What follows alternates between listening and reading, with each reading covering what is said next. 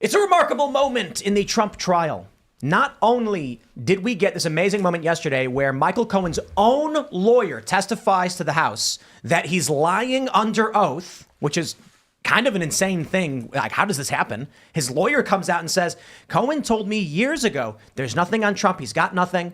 And this lawyer's saying, Michael, give me anything on Trump and all of your troubles go away. And Michael's like, I don't have anything. And now here, and he breaks down the story of why Michael paid Stormy Daniels, how this is currently fake. I thought that was shocking enough. Then today, in trial, on cross-examination, Michael Cohen was caught in an outright lie so dramatic that news is reporting it as a TV drama moment where he claims he's on the phone talking about this payment. And then the lawyer was like, in fact, you lied. And then he like shows the proof that and then there's like, they called it a pin drop TV aha moment. It is absolutely silly that we've not even got to the defense yet. It's just the prosecution. And everyone knows it's fake. CNN, Fareed Zakaria saying this is illegitimate. MSNBC legal analyst saying it's illegitimate. They really screwed this one up. So we'll talk about that. And then we got some interesting news pertaining to, we'll talk about what's going on with Harrison Butker and the attempts to ban him. 100,000 signatures on a petition to get him fired from the Kansas City Chiefs. But we got a whole bunch of different political commentators here tonight. So it should be a great and grand cacophony of unintelligible political commentary. Before we get, there we go. It's already begun. Before we get started, my friends, head over to castbrew.com and buy coffee. It's great coffee. Some say the best. Ask anybody. Appalachian Nights is everybody's favorite. Second best, Rise with Roberto Jr., but I think they're all good. And I suggest you give them a try if you want to support the show. But more importantly, head over to timcast.com, click Join Us, become a member to support the show directly. And you can hang out for our call-in show, which will be at 10 o'clock tonight after we wrap the main live show on YouTube. We go live on timcast.com where members call in to talk to us and our guest or guests and ask the questions they want to ask. So this is your chance to chime in on the show. It's about an hour-long extra show, so it's really a lot of fun, and you as members are helping make all of this possible. So head over to timcast.com, click Join Us, become a member, smash that like button, subscribe to this channel, share the show with your friends. We've got many guests tonight. First up, joining us, we've got Lauren Chen. Hey, thank you for having me. Always a great time to be with the Timcast crew. My name is Lauren. I'm a TPUSA contributor, a Blaze TV host. You can find my videos on YouTube, Lauren Chen, the political, current events channel, Mediaholic, entertainment, pop culture. And I'm also a humble soap salesman. My mother makes the best bath and body products you will ever try.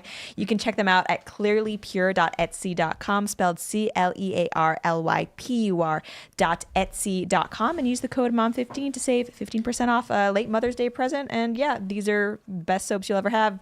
Body scrubs, body butters, you name it. Mama Chen does good work. And also tomorrow on the Culture War on Tenet Media, Lauren Chen, as well as many others, will be having a conversation. Pearl Davis will be here, and it's going to be exciting and fun. It's going to be explosive. It's going to be a good time. It's going to be many months of Twitter back and forth in the making. It's going to be great. Yeah, we've got four people showing up, but I guess the main event was you and Pearl were having this back and forth. So we're now going to have the in-person debate on the issues on men, women. Are women to blame for men's sins? Is marriage just terrible? All the good stuff. The very, very topical conversations. Will be fun. Benny Johnson is here. Yo, what up?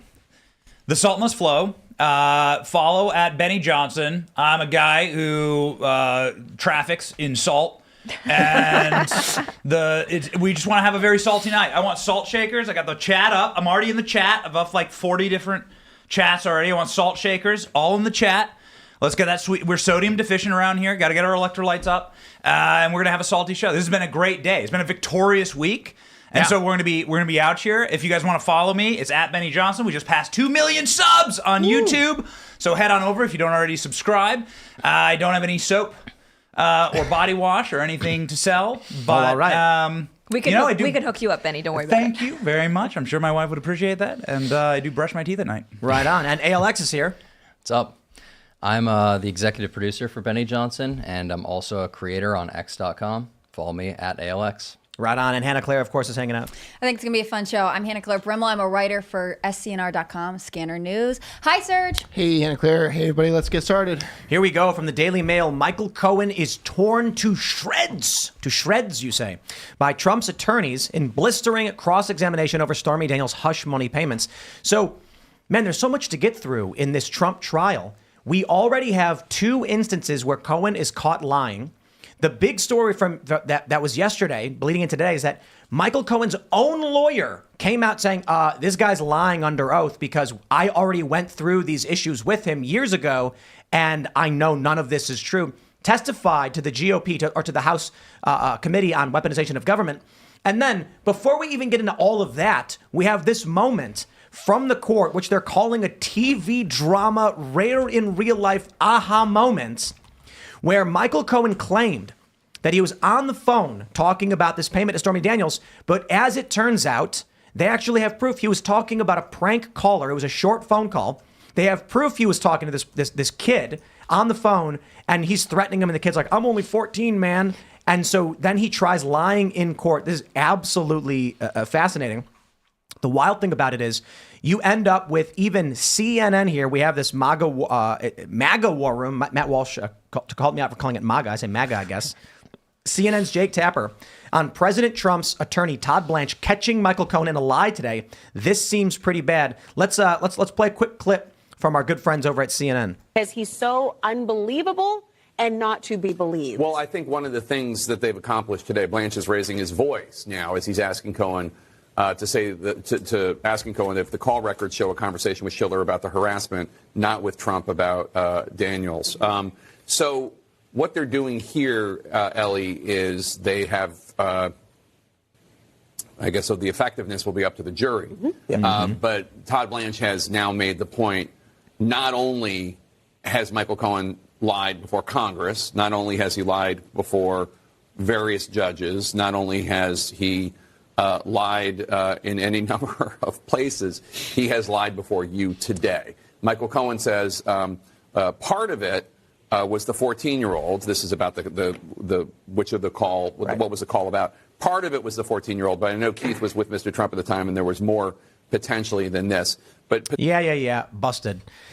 Can't wait for that guy to moderate a debate. Isn't that great? It's going to be so exciting, actually. Do you know what the big challenge is with a story like this is that we are so deep and entrenched in they're lying about Trump now 9 years on, that I just assume everyone already knows it's all fake. Yeah, I realized a few weeks ago, I was doing a panel with pro and anti-Trump Republicans. I had just kind of taken for granted that we basically all, unless you're literally on CNN yourself, know this is all a ruse, this is all fake, this is basically just made up to try and wage lawfare against Trump to hurt his campaign. There are actually still Never Trump Republicans who are convinced like this is all real. He's an actual literal criminal. He's trying to overthrow democracy. And it was kind of a wake-up call for me, like, hang on, maybe I'm in a bubble, because there are people who still believe this BS. I think it's crazy the fact that the media's attitudes towards this is really what controls a lot of non-political's opinion. Yesterday, they were going after Todd Blanche for basically saying, like, he's not punching this guy hard enough. He doesn't have anything on Cohen. What is he doing? They were really critical of how he, handled the first day of Cross. And then today we have this evidence, and it's like, hey, maybe this team has a plan. Maybe you're not going to be able to defend what you said yesterday to everyone who you said the defense has nothing, because it really does come down to tying Michael Cohen. All of these key witnesses they've had for weeks, they need Michael Cohen to tie all of this together, and he's not credible. Mm-hmm. The craziest thing was when I heard on the news, they said Cohen is wrapping up the prosecution's case, and I was like, wait. They've not presented any evidence. The argument from many of these anti-Trump Republicans and Democrats was they're waiting to drop the bombshell evidence at the last minute. And then they were like, yeah, we had Cohen and he's caught lying and that's it. Thank you. So this is a terrible way to close it out. Like, this is their star witness. Mm-hmm. This is like having Nickelback close out your music festival. Hey, Nickelback's it's huge.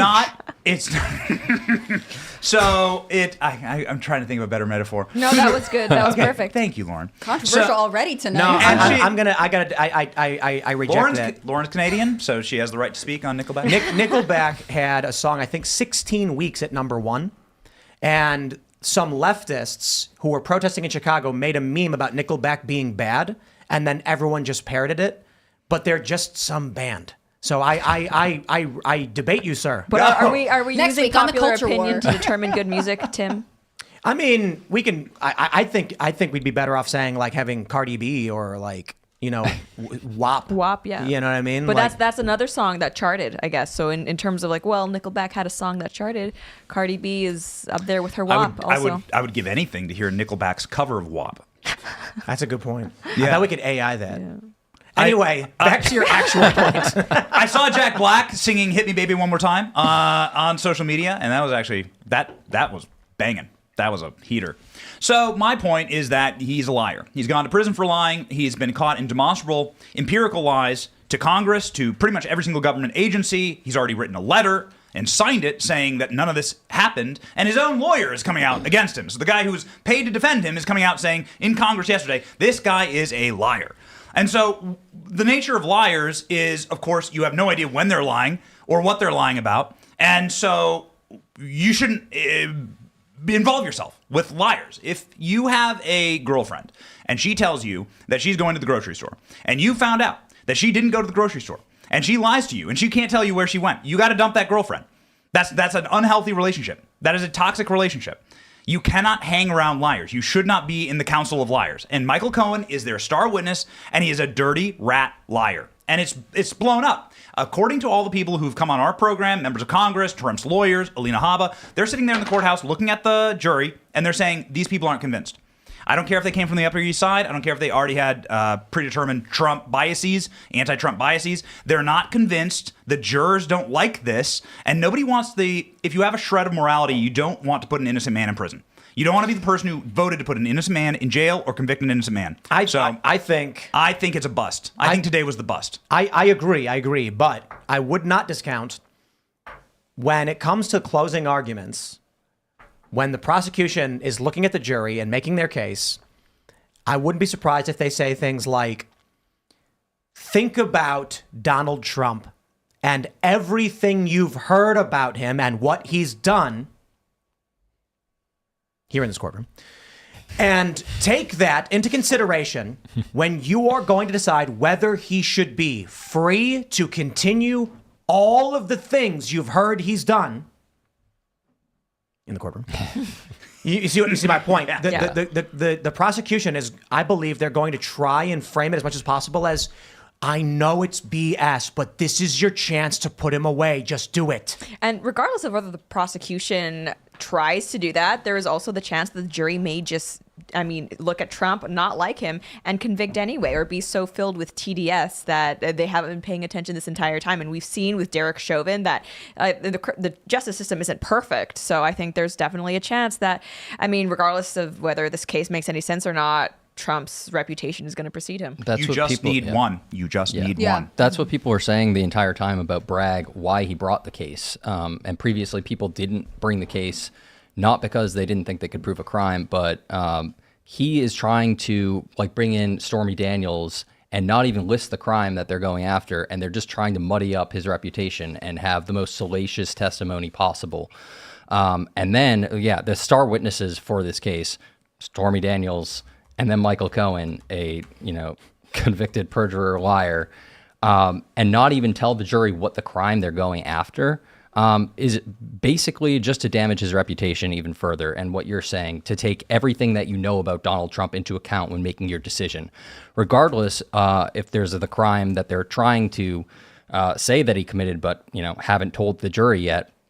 They just want them to act on their, beliefs and everything that they think about Donald Trump.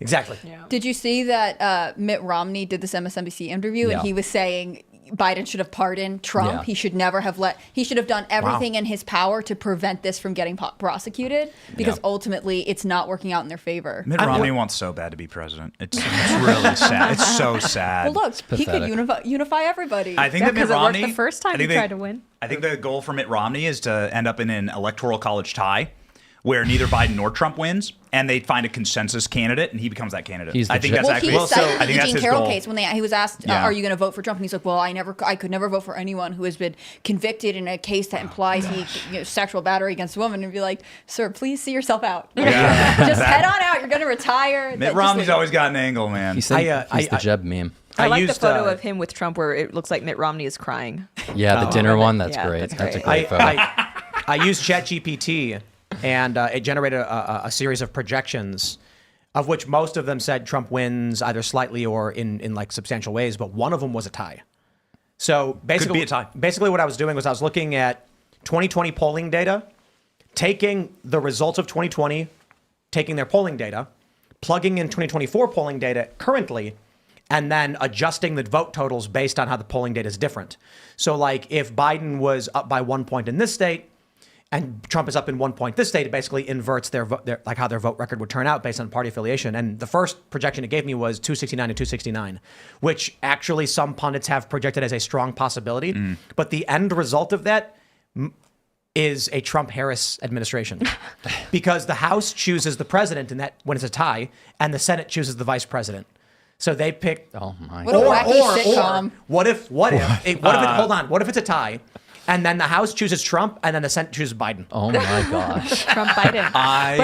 Are we still operating under the assumption that Biden is going to make it to November?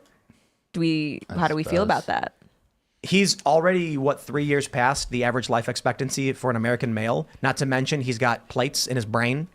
He is there. I saw the best tweet ever. They said it was a tweet from CNN announces the debate June 27th, and they said we are about to see the Manhattan Project of psychoactive Yes, stimulants. I did see this. Yes, that was a great one. All of the methamphetamines just in his coffee. Oh, it's something new. It's It's mega top-tier stuff, methamphetamine. you know? Yeah, top tier stuff. He doesn't go to Delaware every weekend for nothing. That's all I'm saying. Pupils are going to be black, like that video, the video that we always play. He's gonna look like an anime. Yeah, I mean, They keep finding bags of Coke everywhere. Yeah. Everywhere he goes. The State of the Union was not too long ago. Bag of Coke in the Capitol. They just found one. Well, Right, wasn't right, right. Yeah. Wasn't Yeah, there yeah, one in the White House as yeah, well. yeah. I mean, but there's it's okay. just It's They're not, all it's over not the like White they House, keep yeah. cameras there, so we could never know. And they right? got DNA. They got DNA on the bag of Coke, and they won't tell us who it is. Yeah, they 'cause have the DNA samples. Well, the Biden Biden- will it's- never yeah, tell It's us at anything. Quantico. It's at Quantico. It's at the FBI labs, and they have the DNA Why on it. tell us they have it? They're protecting somebody. But like, why even say? Wouldn't they just look at the bag on the ground, look around, and then shuffle it under the rug, figuratively? Yeah, you know, right. The interesting thing about this is that there are only a few people who get waved into the White House. So, have you ever been to the White House? Yeah. Okay. Yeah, you don't get waved in. You don't get waved in. Only family members get waved in. If I go to the White House, I've been to the White House a couple times, you have to actually go through this humiliating, degrading situation where you stand on a giant rubber mat and a German Shepherd, an angry-looking German Shepherd that's massive, okay, I don't know where they breed these things, Germany, maybe. It like smells you. It's really humiliating. Literally smells you. And you stand there and it smells you for drugs. Yeah. And you have to go through go through this process I've to done go into that. the White House. And there's no way somebody's getting a bag of Coke into the White House. No normal person is getting a bag of Coke into the White House because you have to go through that process. They give you like a badge first, right? It's Yeah, I went well, there, I've only been there once. afterwards. Yeah, only afterwards you get your badge There's- after you've gone through obviously very You have to rigorous be screening. pre-vetted with your social security number, all Right. of that, and like Criminal have an appointment. background, yeah. Yeah, way more than airport security. But Yes. you're going through a similar process with wanding and all that. Yep. I would say they don't just wave Family members, No, that's it. but they don't Yeah. even wave them in. They rush them in. Like Family members, Family yeah. members are under guard and brought in Yeah. through everything because Yep. those are the people they're trying to protect from you. Yeah, but there's another twist here that's very interesting. So these were in lock boxes that were on the bottom level next to the Situation Room that normal people don't go into. Okay, so if you're a visitor to the White House, if you're there on a tour and it's just some crankhead kid who just wants to get a hit blow in the White House, it'd be just great. I don't. You can tell. You can tell I've used so many drugs. we, I'm so good So with much my drugs lingo. for Yeah. Benny. I'll stick with assault. I'll stick with assault memes. But it wasn't that person. What I'm saying is this was you have to know the White House. This was at a entrance that you only go through if you are a member of family or a member of staff. It wasn't at an entrance that was accessible to a tourist group or to a bunch of kids.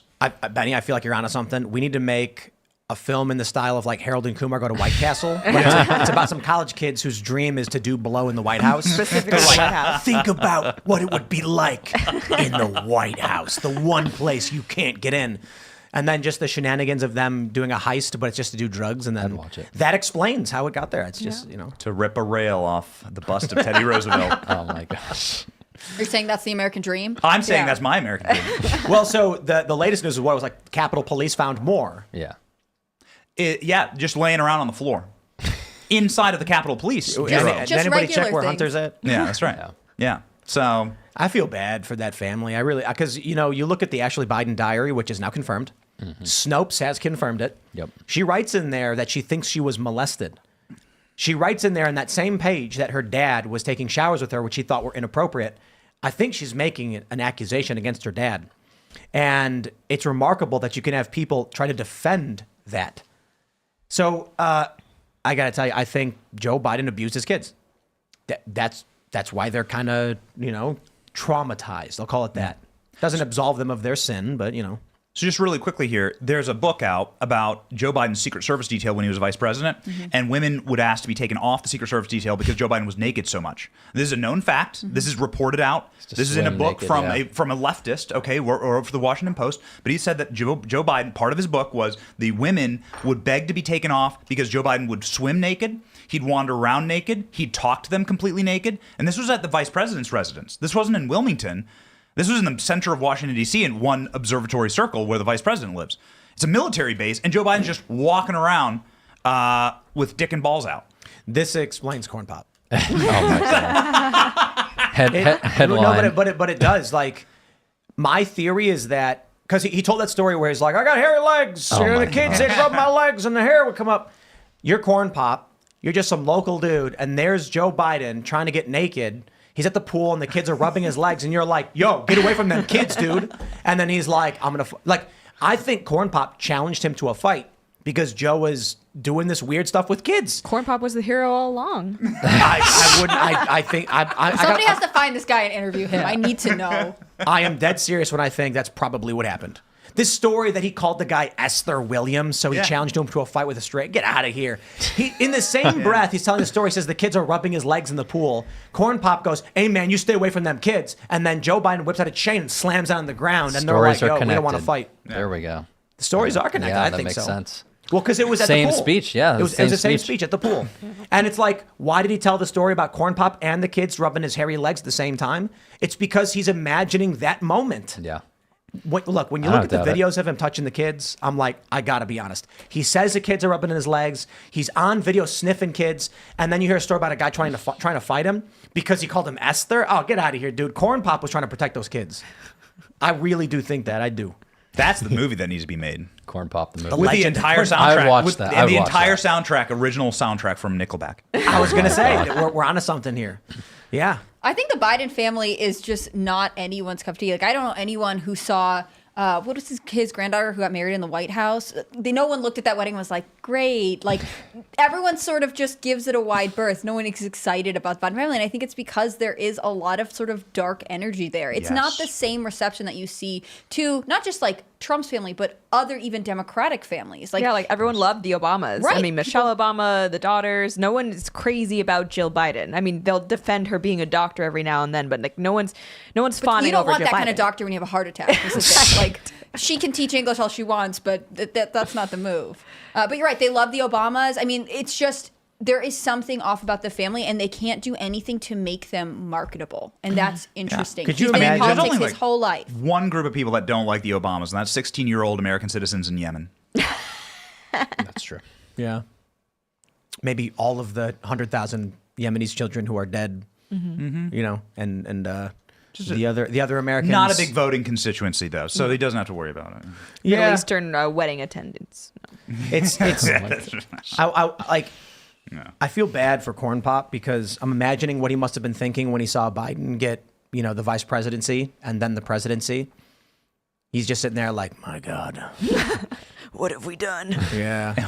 the people must know. And then, you know, that's it. No one ever heard from him again.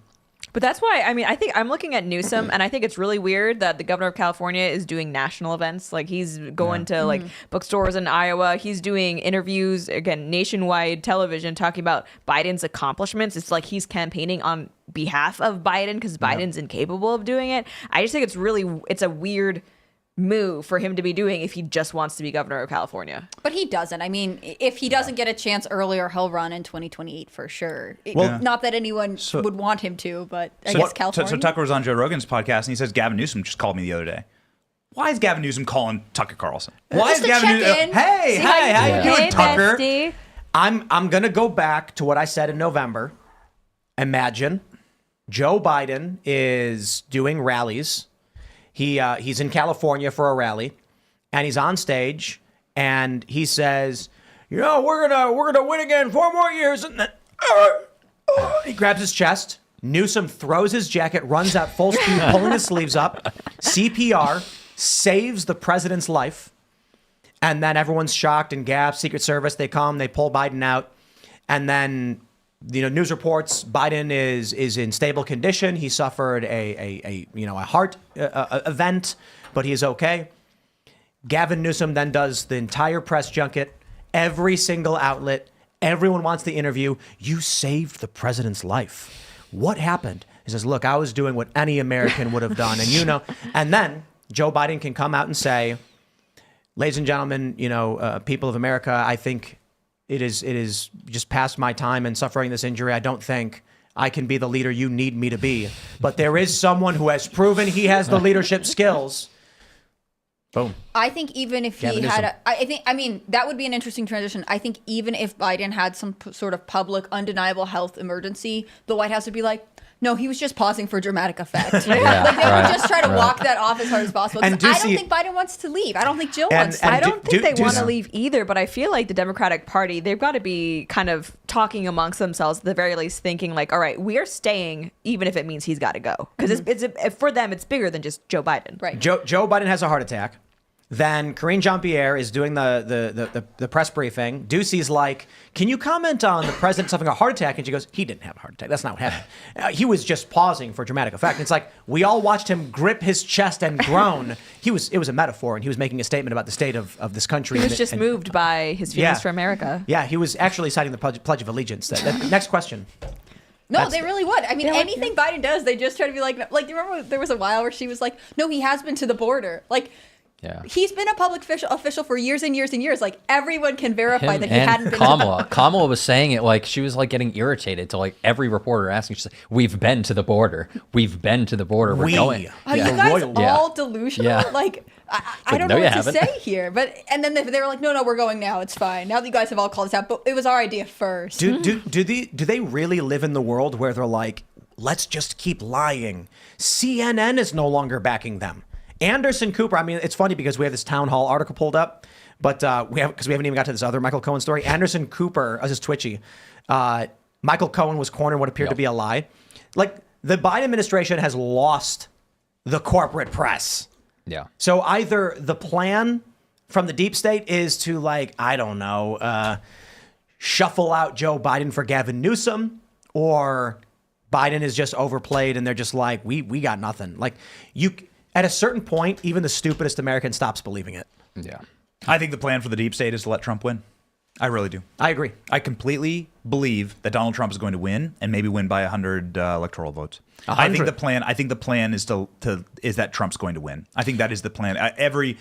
All of the evidence that I see, everything from his support of Mike Johnson to sort of this more consensus look for the Republican Party, to the floating of Marco Rubio as the vice president. He's on the Intel committee. He chairs the Intel committee in the Senate. I think all of it signals to the decision has been made that we're no longer going to fight the inevitability of Donald Trump. And more importantly, what's happening right now is big bumpers are being put on a potential Trump administration. Mm-hmm. Yeah. So a bunch of laws are being passed and a lot of stuff's being put into play to just kind of lock in what they have right now, with the eventuality, like knowing that they're going to allow Trump. And it's not because they like Trump. I think that they realize that if what happened in 2020 happens again, everyone's going to lose faith in all of the institutions, all the systems, and in the entire regime and the entire process. Well, and so they have to kind of like let democracy actually happen and let people get what they want to reinforce that this is that this is real. And that's what I believe is going to happen. I believe Trump's going to win clearly on election night. I hope you're right. I hope Trump, frankly, is making deals backstage with the swamp. Every establishment, politician, and bureaucrat there is, I hope he's shaking all of those hands, making deals. But then I hope once he gets into office, he backstabs and betrays every single one of them. Revenge, the ultimate like revenge. they definitely did to him. So that's my Machiavellian hope for Trump. Because that was one of his, like, in 2017, that was one of his biggest mistakes, is that he had sort of this kind of amnesty towards people that had wronged him in the past. Like we talk about all the time, he didn't, like, pursue charges against Hillary Clinton. Right. He's like, all right, it was fun saying you should be in jail, but we're not going to arrest our political opponents or whatever.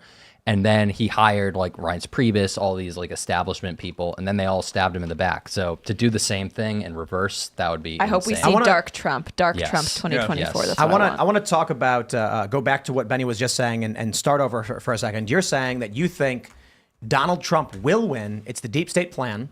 I'm going to ask you to elaborate on it once more, but before I do, while you were telling us, I went over to ChatGPT and I typed in current favorability among independents for Trump is 39% and Biden is 28%. Assuming this correlates directly to voting and based on the total voter turnout in 2020, calculate the total national electoral vote count for 2024. It's not science. It's just pull the numbers. What do you get? It said what you said. Trump wins by nearly 200 electoral votes based on this estimate. It's not scientific. I don't know that this actually matters. But looking just right now at how independents voted, in 2020 they were favoring Biden, according to the polls. According to the polls, they're favoring Trump. ChatGPT just pulls all the total vote counts for each state, makes an estimate based on what the total percentage of people who are independent voters. It's a range from between 33 and 43%. And then assuming Trump has a 10% edge, it calculates what that voter turnout's going to be in each state. And that's the number it gives us. It varies. It changes every time you ask. But I genuinely believe as well, everything you said, I agree with. I looked at Mike Johnson supporting Ukraine, Taiwan, Israel. Donald Trump meeting with Mike Johnson defending him. And my theory is that with the Israel crisis among Democrats, the youth vote just basically being no to Israel, the Democrats and Republicans unifying on banning TikTok, then Trump coming out saying I'm the most pro-Israel president, and then defending, standing up for Mike Johnson, working with Mike Johnson on this bill. I'm like, I wouldn't be surprised if the deep state basically went to Trump and said, all right, it's time to compromise.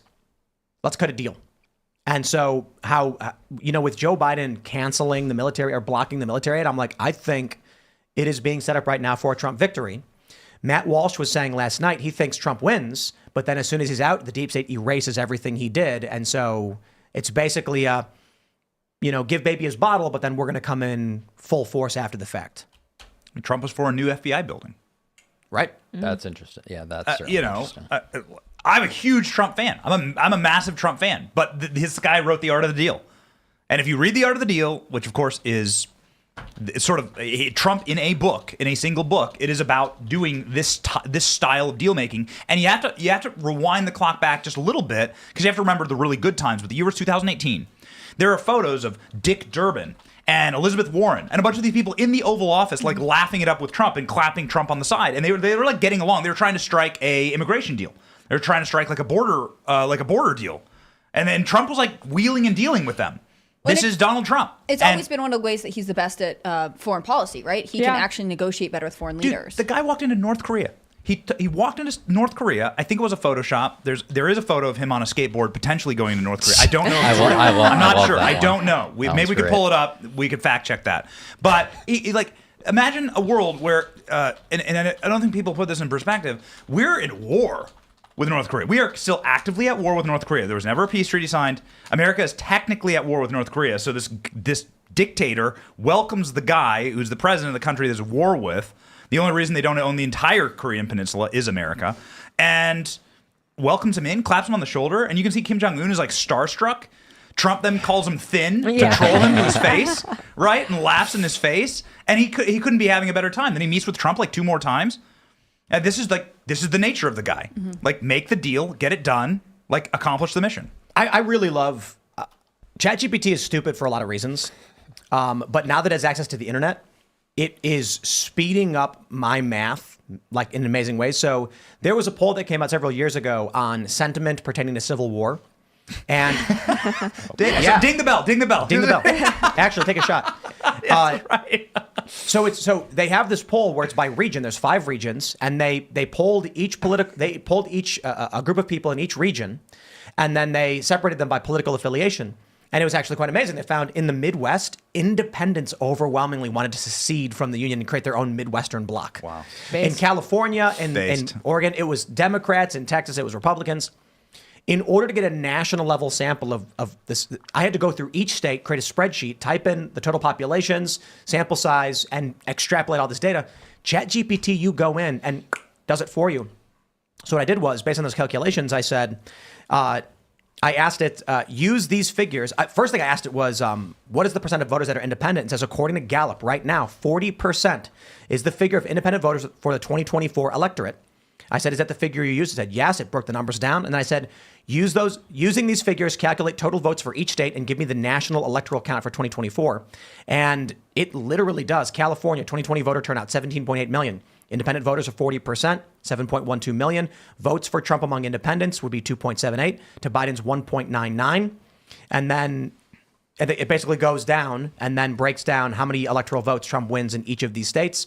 And then it's projecting right now, based on the current numbers, 351 for Trump to Biden's 187. I think it's fair to say we don't know what the actual change in. You've got the young voters that's going to change things. You got the Israel issues. You cannot say that 2020's numbers directly correlate to 2024. But I do think it is interesting that it's making these projections based on current polling. Yeah, I think Trump wins. That's a landslide. That's a 9 p.m. at night. Called it landslide. Yep. Done. Finished. Yeah, I think my view was, like, what state would be the bellwether there? Like, what would be the state? Would like winning? What are they talking about? Minnesota? They're talking about like some random. He wins some Minnesota. Random stuff. Minnesota would be huge because they're saying that's Democrat, right? And they're saying Trump is going to win all of the swing states. But I tell you, we pulled up. You've covered the Help America Vote Verification story, right? HAVV, the SSA.gov story with all the voters who don't have IDs. Yeah, that's right. So it's like that would be the one way to do it. Texas goes blue and Missouri goes blue, and your swing states don't matter. Yeah. Texas goes blue. They call it for Biden right away. They say that's it. Trump can't win. In an upset, surprisingly, Texas, which we knew was trending blue because of transplants from California, actually crossed the threshold. We're very surprised to see it happen, but that's it. Your swing states don't matter. Right now in the polls, the only thing people are tracking are the swing states. No one considers Texas in play. But when you look at the Social Security Administration website, for some reason, which has not been explained to anyone, no matter how many times people bring it up or ask, how is it that Texas is registering 250,000 voter registrations every 2 weeks with no IDs? Now, some have said it's because they're cleaning their voter rolls. But didn't one of the states come out and say, no, we're not? Texas said, no, we're not. This is not true. We've not tracked this. They said, we've only added 50,000, not millions. Then you've got Biden's executive order, which was from 2021, about how any federal agency will issue registrations to people and get them registered to vote for the states at the federal level, and help produce IDs that would qualify as IDs in those states. My theory, I should say hypothesis, I don't know the probability, is the federal government is registering tons of people to vote, massive amounts of people. Who in the federal government and where would this be happening? I wonder. And submitting these registrations to the SSA for verification. Texas is unaware. Texas has not registered these voters yet, but I wouldn't be surprised if you get a major bump in registered voters in Texas abruptly in the next couple of months. And the reason why Texas is saying we're not seeing this number is because the feds are doing it. And the feds will then say, we've verified, certified, all of these are legit registrations. Here you go, Texas. They're good. And then who are these people? Where are they coming from? What's going on? We don't know. Yeah. Well, that's interesting because, I mean, there are reports that I've seen that kind of show America as a whole. It's actually becoming more polarized in that there's always people saying like, oh, well, Texas is becoming blue because of California transplants. I've seen studies and polling done that show that actually transplants who are going to the states, who are going to Florida, who are going to Texas and Tennessee, they actually are conservative. So it's actually, we're becoming more polarized in that the liberals are staying in California and New York, and the few Republicans that are there, they're basically packing up shop and going to where there are like-minded people. It's actually native-born Texans who are in the cities like Austin and Dallas who are the blue ones. It's not just the transplants. So I don't know how that fits into, I guess, the overall shift that Texas is seeing. But yeah, I mean, I know that it's for a long time they've been saying like, oh, it's going to be purple because of the transplants. I think it's going to be purple just because of the urbanites, frankly. Yeah, I think that is a big factor. I mean, I think the polarization is something people are experiencing on all levels of governments. And as, blue states get bluer and red states get redder.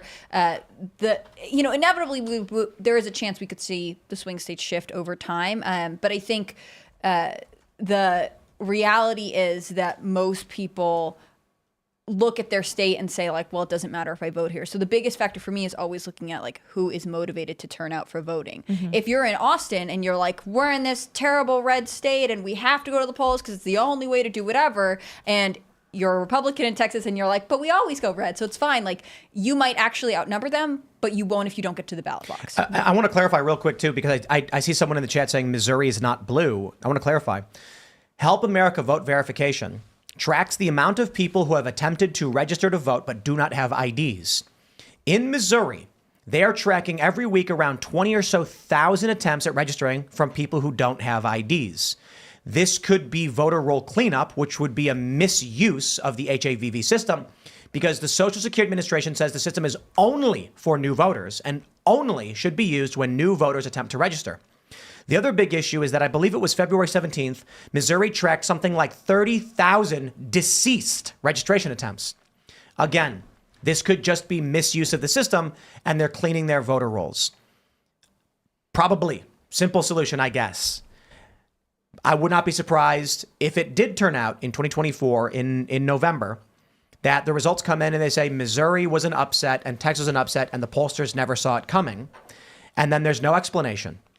There's no 4 a.m. vote shift. It happened. It's Ocean's 11. The heist happened 2 weeks ago. What you're watching now was the trick.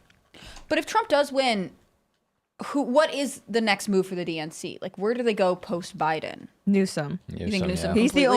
He's the only figure in the Democratic Party that I can think of that has any type of nationwide popularity, name recognition. I mean, I'm really struggling who else. I asked because I feel like Biden had basically implied, like, I will be the last, like, old white man for this party. He had been sort of like, I'm the end of this era, and then you'll have, a more diverse, maybe woman of color. But there's no one I can think of sort of emerging as the front man for, I mean, maybe other than Newsom, for the DNC that had fit that description. It's hard because you have the squad who's very diverse and very progressive, but they're also pretty polarizing even within their own parties. Like, there are a lot of Democrats who don't like AOC, who don't like Ayanna Pressley, who don't like Rashida Tlaib, especially with all of the Israel stuff going on. There are a lot of Democrats who are still pro-Israel, so I don't really see them being able to lift any of those women up. So I'm struggling to see, aside from Newsom, who it is, definitely not Kamala Harris. No. Jasmine Crockett is the future. Okay. Okay, make that case. Her clips are hilarious. Okay, like during I forgot which one it was. I think it was the Trump Mar-a-Lago. She's like, oh yeah, it's in the toilet in the shitter, and I'm like, oh my gosh, she is like the future of the Democrat Party, just because it encapsulates like the level of debate that they're at. Yeah. I could see someone like that, or I always joke about this. It's her and Fonnie Willis is the dream ticket for the Democrats. Maybe they bring Elizabeth Warren back on national boy. stage. She I don't is see fun. the She appeal, does claim diversity. She I does. don't see the appeal to her. She's my senator, so. No, don't see I her mean, I appeal. think I think this is also true for the MAGA movement. I do think that there are a lot of really interesting people, but there's not a clear heir apparent to Trump at this point. Oh, And Barron. so- People are shipping Barron on X. Oh, yeah. They are writing Yeah. fanfic of his and We've got a couple Barron years before we legally 2040 qualify, 2044. Right? But Barron before 2044. 2044, where are we doing? Benny Yeah. just sent me, there was a lawsuit filed in 2022 in Arizona, but in March 1st, the DOJ said court finds that Arizona voter registration provisions violate federal law. What Isn't this amazing? It's just like, I got a chill reading this, and I try my hardest not to black pill. I'm an optimistic person by nature, red pillar or white pillar. But I got to tell you, I read this straight from our DOJ. So this is the DOJ's own website, and you can see right here that they are suing. They sued And won. quickly and won. Here in the second paragraph, the House Bill 2492, onerous documentary proof of citizenship requirement for federal elections, constitutes a textbook violation of the National Voter Registration Act. So this is a quote from our own DOJ suing Arizona, saying that providing a proof of citizenship is a violation. Wow. That's crazy. It's in Now, hold writing. on there a minute, because March 1st, 2024, court finds that Arizona voter registration provisions violate federal law. There it is. Yo, the court previously ruled that Arizona may not require documentary proof citizenship to vote in a federal election. Violates the Civil Rights Act of 1964. Do you see that in the quote? That's ridiculous. But Yeah. this is what's so So frustrating. asking if you're a U.S. citizen to vote is now is. It's a violation of our civil rights to ask if you're a citizen This is here. the decided. So this is the. This Look is at now this. what the courts have The said. U.S. District Court for the District of Arizona struck down an Arizona requirement that individuals seeking to register to vote must list their birthplace as a prerequisite to registering to vote. The court ruled that the birthplace requirement of House Bill 2492 violated a federal law that prevents election officials from rejecting voting materials for errors or omissions that are not material to determining a registrant's qualifications to vote. The court previously ruled that Arizona may not require documentary proof citizenship to vote in a federal election. What?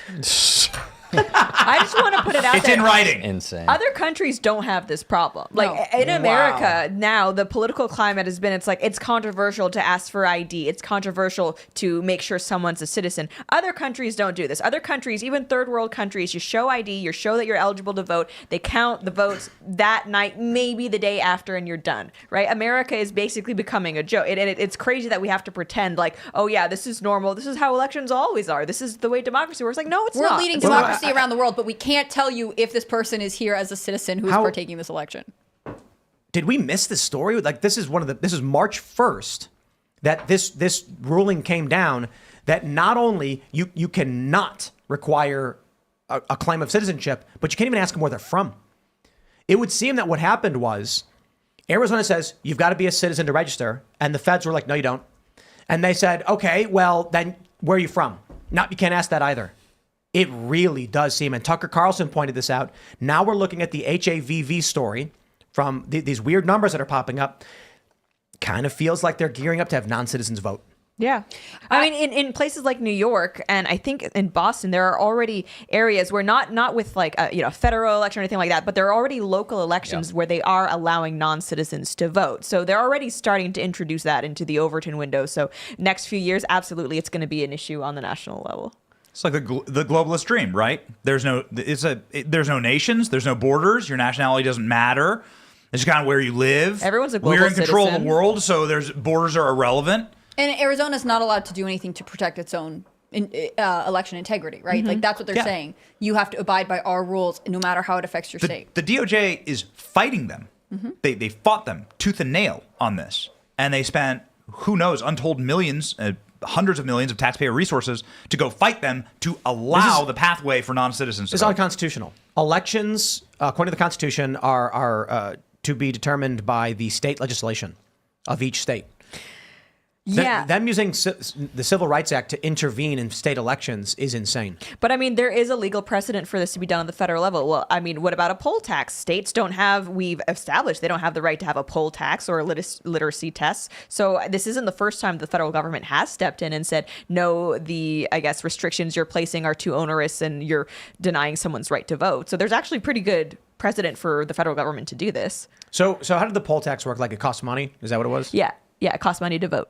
Yeah, let's bring that back. Yes, I agree. I got kind of heat on Twitter because there was this, I think it was Slate or something. It was a while ago. They posted one of the literacy tests that used to be given before you vote. And my take was basically, you should be able to do this. Like, I'm sorry. Like there's no reason I can think of where you should have a say in government would not be able to do this. And I had all these people, well, actually, no, this could be vague. This is impossible.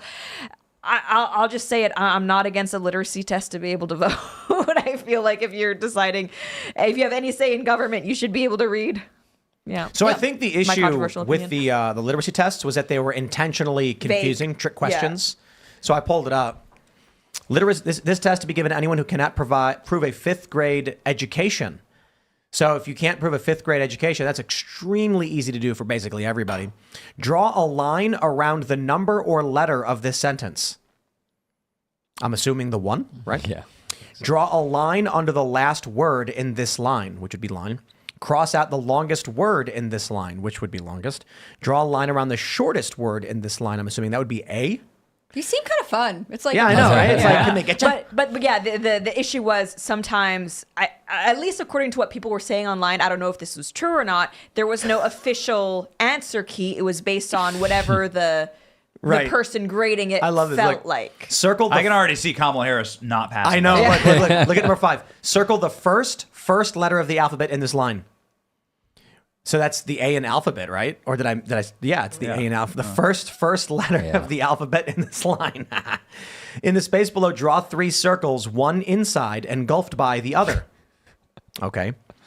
Above the letter X, make a small cross. This is really funny. Draw a line through the letter below that comes earliest in the alphabet. This reminds me of like Trump taking that cognitive test. I got to be honest, like. Draw a giraffe. I drew a giraffe. It was a beautiful giraffe. But everyone says that it's like a really, really easy, simple thing. But I will say, and I've got a good memory, they do a thing early in the test where they'll be like, giraffe, airplane, car, pencil. Repeat those after me. You do. And then 20 minutes later, they go, what were the 4 words I said at the beginning of this test? And you're like, oh, wow. Giraffe, airplane, pencil. What did I say? And you have to get 4 out of 4, or can you do, like, because I know... Well, you don't fail if you miss one, but it's like, that's actually like, wow. If you are told, remember these words, don't forget, you will. But they don't do that.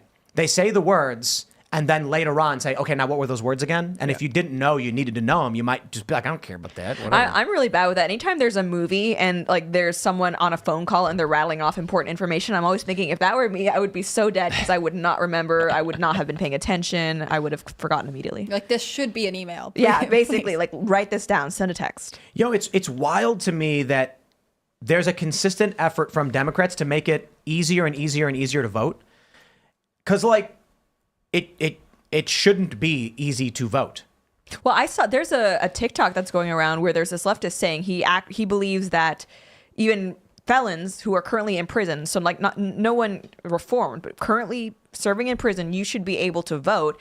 And the reason why he said that is because having it be the case where you cannot vote if you're in prison disproportionately affects people of color, and therefore that's unjust. It's racist. And it's like, but that's the mentality that they have. It's the outcome that matters, and anything that leads to an unequal outcome is not good. So they are for equality of outcomes at all costs, even if it means you have people who are currently in prison being able to decide things that might affect like penalties for criminals. Mm-hmm. There was a similar lawsuit in North Carolina because they were basically challenging the rules regarding felons getting their voting rights restored. Right. Different states have slightly different policies, but for the most part, you have to be out of jail, and then for some states you have to complete your probation. Sometimes you have to like pay off the fines or whatever. And 2 of the organizations that sort of work on this with formerly incarcerated people were like, you're making us spend too much money doing this. Like, people don't get it and don't know about it, and so therefore you should just get rid of it. And I was like, I don't think that's the point here. I loved Spelled question number 20 on the literacy test. Spell backwards, forwards.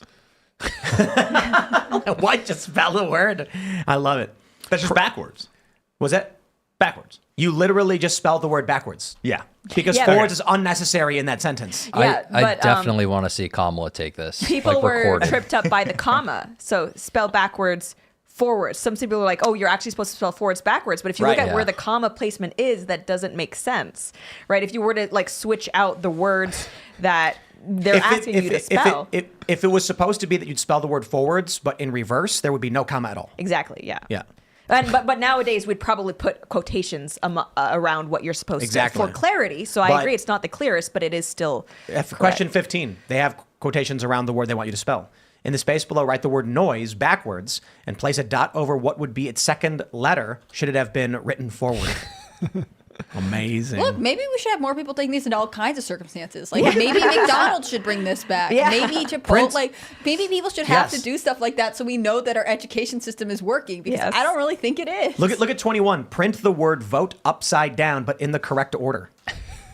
That's hilarious. It's basically, I mean, I don't have a problem with tests like this. Even if we say, okay, this is too ambiguous, let's make it less ambiguous. Fine. I don't think the goal should be to trick people, but if it's to ascertain, are you literate? Do you have at least a certain level of like comprehension of what's going on? I don't think that's a bad thing. Yeah. Well, let's jump to this.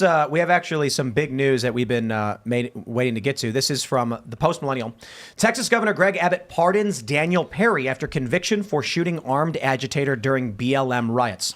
I want to clarify many things. One, Greg Abbott did the right thing. The circumstances around this.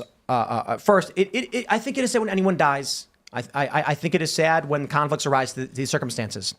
But understand, Daniel Perry was in his car. He was armed. You're allowed to be. They have stand your ground laws. When a mob of far leftists were making their way towards his car, one of the individuals was armed with an AK-47. I believe it was an AK. Yep. And he had it at low ready and in a semi-raised position as he approached the vehicle of this man in the street with a large group known to have been riding at the time, with news reports all across the country of people who had been shot and some who had been killed. It is unfortunate this man died. I hear he was more of like a libertarian guy. And he was, there were a lot of people who were marching with Black Lives Matter who weren't necessarily leftist or whatever.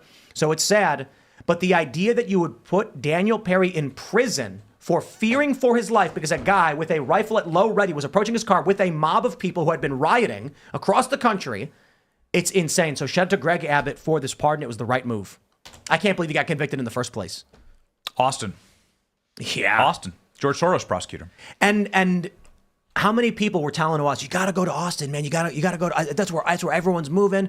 They're leaving California. They're going to Austin. I was like, I'm not going to Austin. Are you nuts? Okay, I'm sorry. Austin is a terrible place. Like, I'm sorry. I was just there. I'll talk about this in the car. My daughter and I were eating breakfast at a patio with the hotel that we're at. 3 different homeless people within the span of our meal come to yell at us. It's not a nice place. Apparently, Savannah Hernandez was saying it's better than it used to be. It's been cleaned up, which is just even more. You're like, if this is clean, I don't like it at all. It's terrible. Like, if you're in Austin, you don't have to live like that. There are places where there aren't just crazy, drugged out, homeless people everywhere.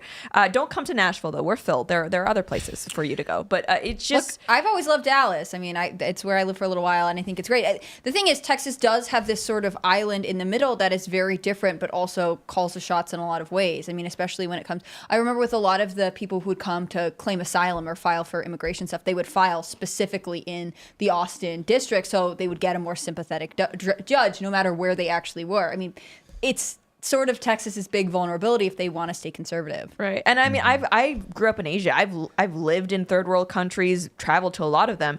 There are many third world countries I would rather be than Austin, Texas. Like, I'm sorry, but it frustrates me how people, in some of these cities, they almost have Stockholm syndrome. They try to justify, oh, it's like that everywhere. It's normal. It's not that bad. It's not normal. It's not like that everywhere. It is that bad.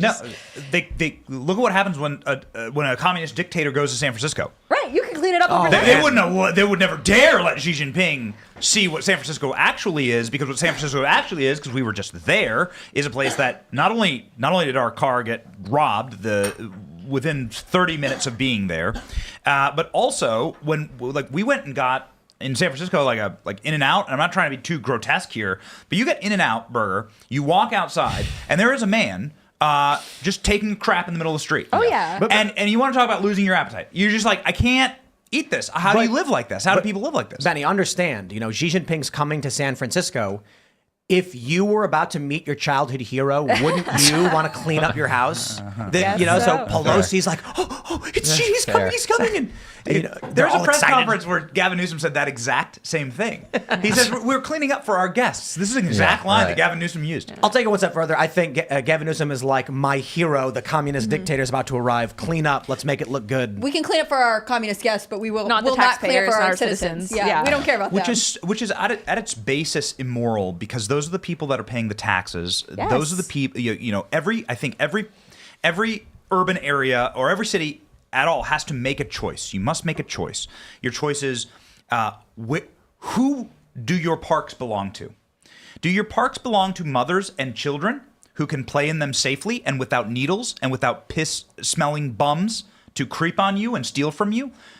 Because there's only one choice. The parks either belong to the bums and the criminals and the degenerates, or they belong to the children. Yeah. And you should live in places. This should be, if you're looking for a new city, this is what my wife and I just did, actually. If you're looking for a new city, a couple of years ago when we moved from D.C. to Tampa, because all of the parks in D.C., we just had our first child, all the parks in D.C. Had been turned over to criminals and drug users. And they were really nice, beautiful parks, and suddenly everywhere was a homeless person sleeping and or living on the park. And we're like, the city has made a choice to prioritize the criminals instead of the families. and instead of the people, the producers in society. And So then they've they gone act like they don't understand why the crime rate goes up. That's exactly No, but right. It's crazy because around 10 years ago, it's almost like in these big cities, DC, Austin, San Francisco, it's like a decision was made that actually the worst thing anyone could do is be mean to a homeless person and tell them to take a hike. That is just unthinkable. Therefore, feces in the streets, needles on the streets, overdosing everywhere because compassion. We can't be mean to the differently housed. Right. Have you guys ever seen that video from when they were going to ban drinking and driving for the first time? And you've got people being interviewed, and they're like, yes, I they're have. like, "Are you nuts? So now I can't enjoy a beer after work while I'm driving home?" This is America. So I see this was America. I see this video, and as a younger person growing up decades after that law passed, I'm just like, wow, that's how it used to be, huh? I imagine, Benny, your kids, you're going to be talking to them when they're like 18 or 20, and you're going to be like, here's a photo of a park. And they go, a park? And you're like, we used to have these places where in cities it was green and there were trees and you could play Frisbee. And they're like, you mean like where all the homeless people are taking craps in the camps? And you're like, yeah, it used to be like a place for families. They go, weird. Yeah, you go to so in Tampa, like if you're homeless, don't move to Tampa. On my drive to work in the morning, on my drive to the studio in the morning, you'll see the occasional bum. And it's Florida, it's nice climate, it's nice weather, it's sunny a lot, and you'll see the occasional bum. Better take a photo because in 5 minutes they'll be gone, and cops will come and get them, like clean them up. Be like, the park isn't for you. This bench isn't for you to piss on and crap on. Like it's for families, it's for children, it's for taxpayers, it's for citizens who are abiding by the rules here. Did you see the viral video of there's a homeless man sleeping in the doorway of a restaurant, and they come and they splash water on him? And it was this debate on X. Were they right or were they wrong? And it's an interesting debate. This guy is effectively trespassing. The police won't do anything about it. I don't think a splash of water is the apocalypse for somebody, but it is a serious challenge, and you're going to get arrested. You got a homeless guy sleeping and blocking your door, and he won't move, and the cops won't come. So you're like, I will splash him with water. Don't be surprised when the cops show up and like, sir, you assaulted somebody. That's bad. You're under arrest. Yeah, and it's hard because obviously you want to weigh compassion, and I think yes, it's the hardest thing in the world. Or one of them. I would imagine, to have nowhere to go, like nowhere to sleep. You have all your belongings with you. I'm not denying it, but at the same time, like it's not popular to say now, but it's like, it's also not great to be around homeless people. Like, let's be real. There are externalities with the homeless issue that extend beyond the homeless people themselves. You don't want to be the person who has a homeless person sleeping on their front step or in front of their business. You don't want to be the person who gets mugged or gets assaulted like Anna Kasparian did by these homeless people, right? It's not just the homeless people and their comfort. It's everyone else's comfort too. And I feel like we've forgotten about that. It's not perceived as tolerant to say like our lifestyle matters too. I do love the... it's unhoused now. Yeah. It's like, what? Who cares? Well, Like, home is where the heart is, so they're fine. Sure. They've got a But loving but the community. thing I don't is, care if they made up a word for it. I don't care if they called them carless. Like, what? It's because it's passive. Unhoused is passive. That means like it makes it seem like it's almost like our fault that we haven't housed them. Someone needs to house them. It's just a thing that happened to them. Homelessness, or it implies ownership of the house. Well, the argument the left made was that a home, you were saying a home is where the heart is. They initially argued that people's homes come in all different shapes and sizes, and homeless people who live in tents under bridges have homes with family and friends, so it's not right. What they don't have is a house, which is a specific thing, so they're unhoused people. And I'm like, yeah, they're homeless. It's a word to describe a thing. Thank you and have a nice day. Yeah, if Does it that takes you look 5 like- minutes to explain it, it's probably... Yeah. But it's the what's it called, the treadmill of different terms, because homeless was actually the nice PC thing to call them instead of a hobo, right? You're just homeless or a bum. I got to correct you there. Hobo meant homeward bound. And so... Oh, it's like the difference between vagrant too. There's these are all different. So Yeah. there's Jack vagabond, Reacher vagrants, talks about it. bums, hobo. Hobos were people who were leaving a region and traveling home after a job had ended. And so you'd see them sitting around, they're dirty, they're carrying their belongings, but they were leaving. Hobo, homeward bound. Bums were people who were not working, homeless. Then there's like vagrants. These were criminals who were having crimes. And then vagabonds were travelers who milled about and just did random things. You'd see them one day, you didn't see them the next. So there you go. There you now go. you know about your homeless. And this may be of interest to many of you. Surprising information. There is a language, an alphabet of symbols used by vagrants and vagabonds, providing them with information about where they are and what to expect. So for people who travel the country, vagabonds basically, rail hoppers, you will be like walking in an area that's like in the middle of nowhere, and you'll see a sign where someone draws a symbol, and these people know what the symbols represent, but nobody else. And it'll mean things like there are hunters here, and it's private property, and you're in trouble. They'll put signs near train tracks where it'll be like, we've never, it'll be like a circle with like devil horns and, like a smile. And that means train conductors here typically don't care if you hop their trains, things like that. There's some symbols where it's like the next house you see on your path typically gives people food. Crazy. So this proves something that I think is really important, because if you see the corollary between shutting down all of the mental asylums and the prison population and the homeless population, there is a perfect inversion where in the 1970s, our boomer parents went and saw One Flew Over the Cuckoo's Nest and started crying tears for Jack Nicholson in that fake movie, and sided with Jack Nicholson instead of Nurse Ratched, who's the hero of the movie, much like Corn Pops, the hero of the story with Joe Biden.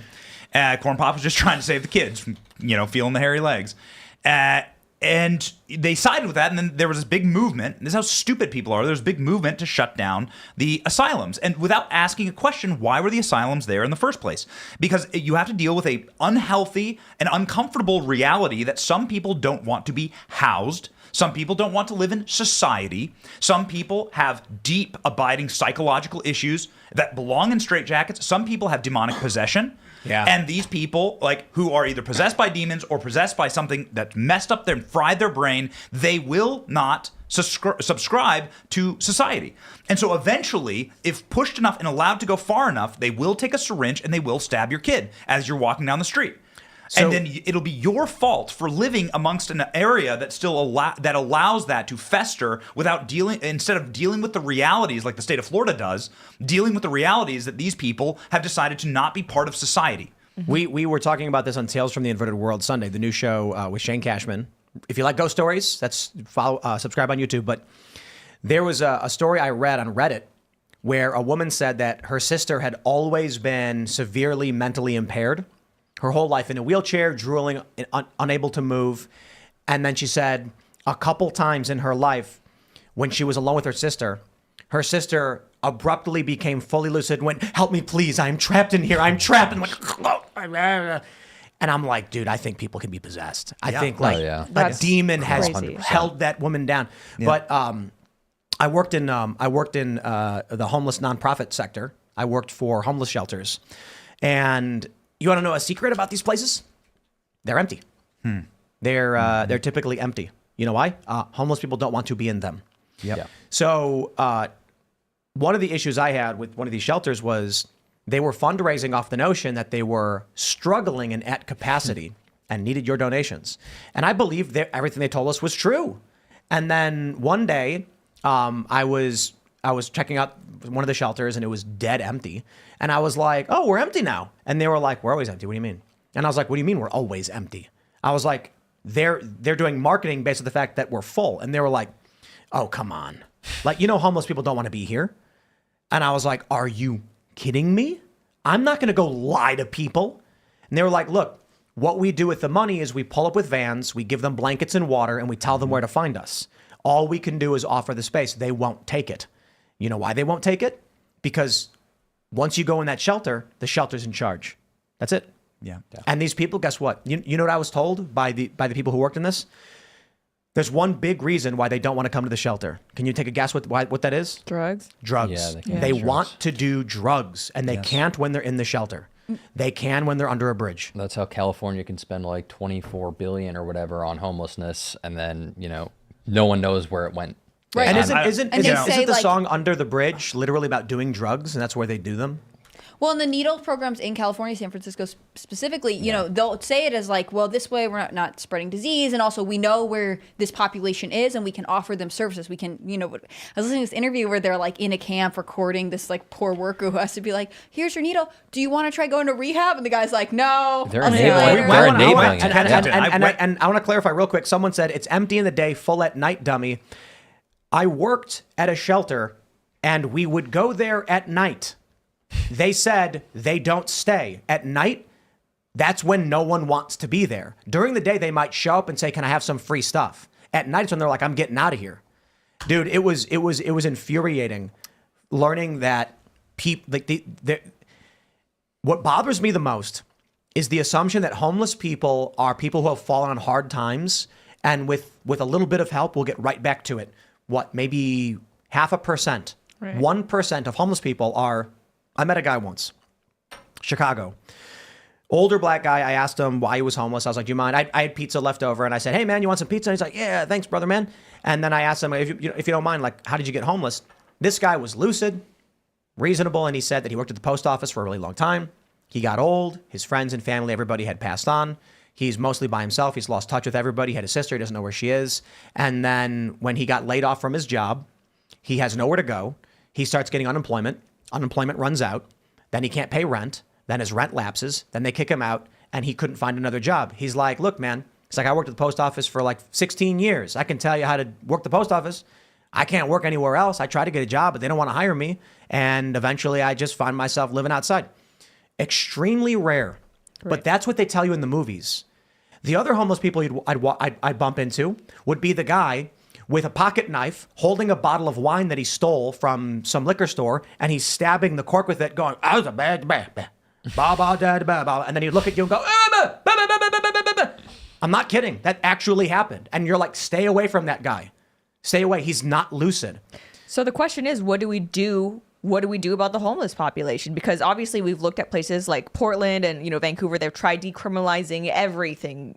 It's actually the criminalization of these behaviors. That's what's bad for the homeless people. It hasn't worked. It hasn't stopped it. It's gotten much worse. We see people overdosing on the streets. So what do we do? I mean, Anna Kasparian, she was catching flack for suggesting that actually if someone is mentally incompetent or they are refusing treatment, you make them go.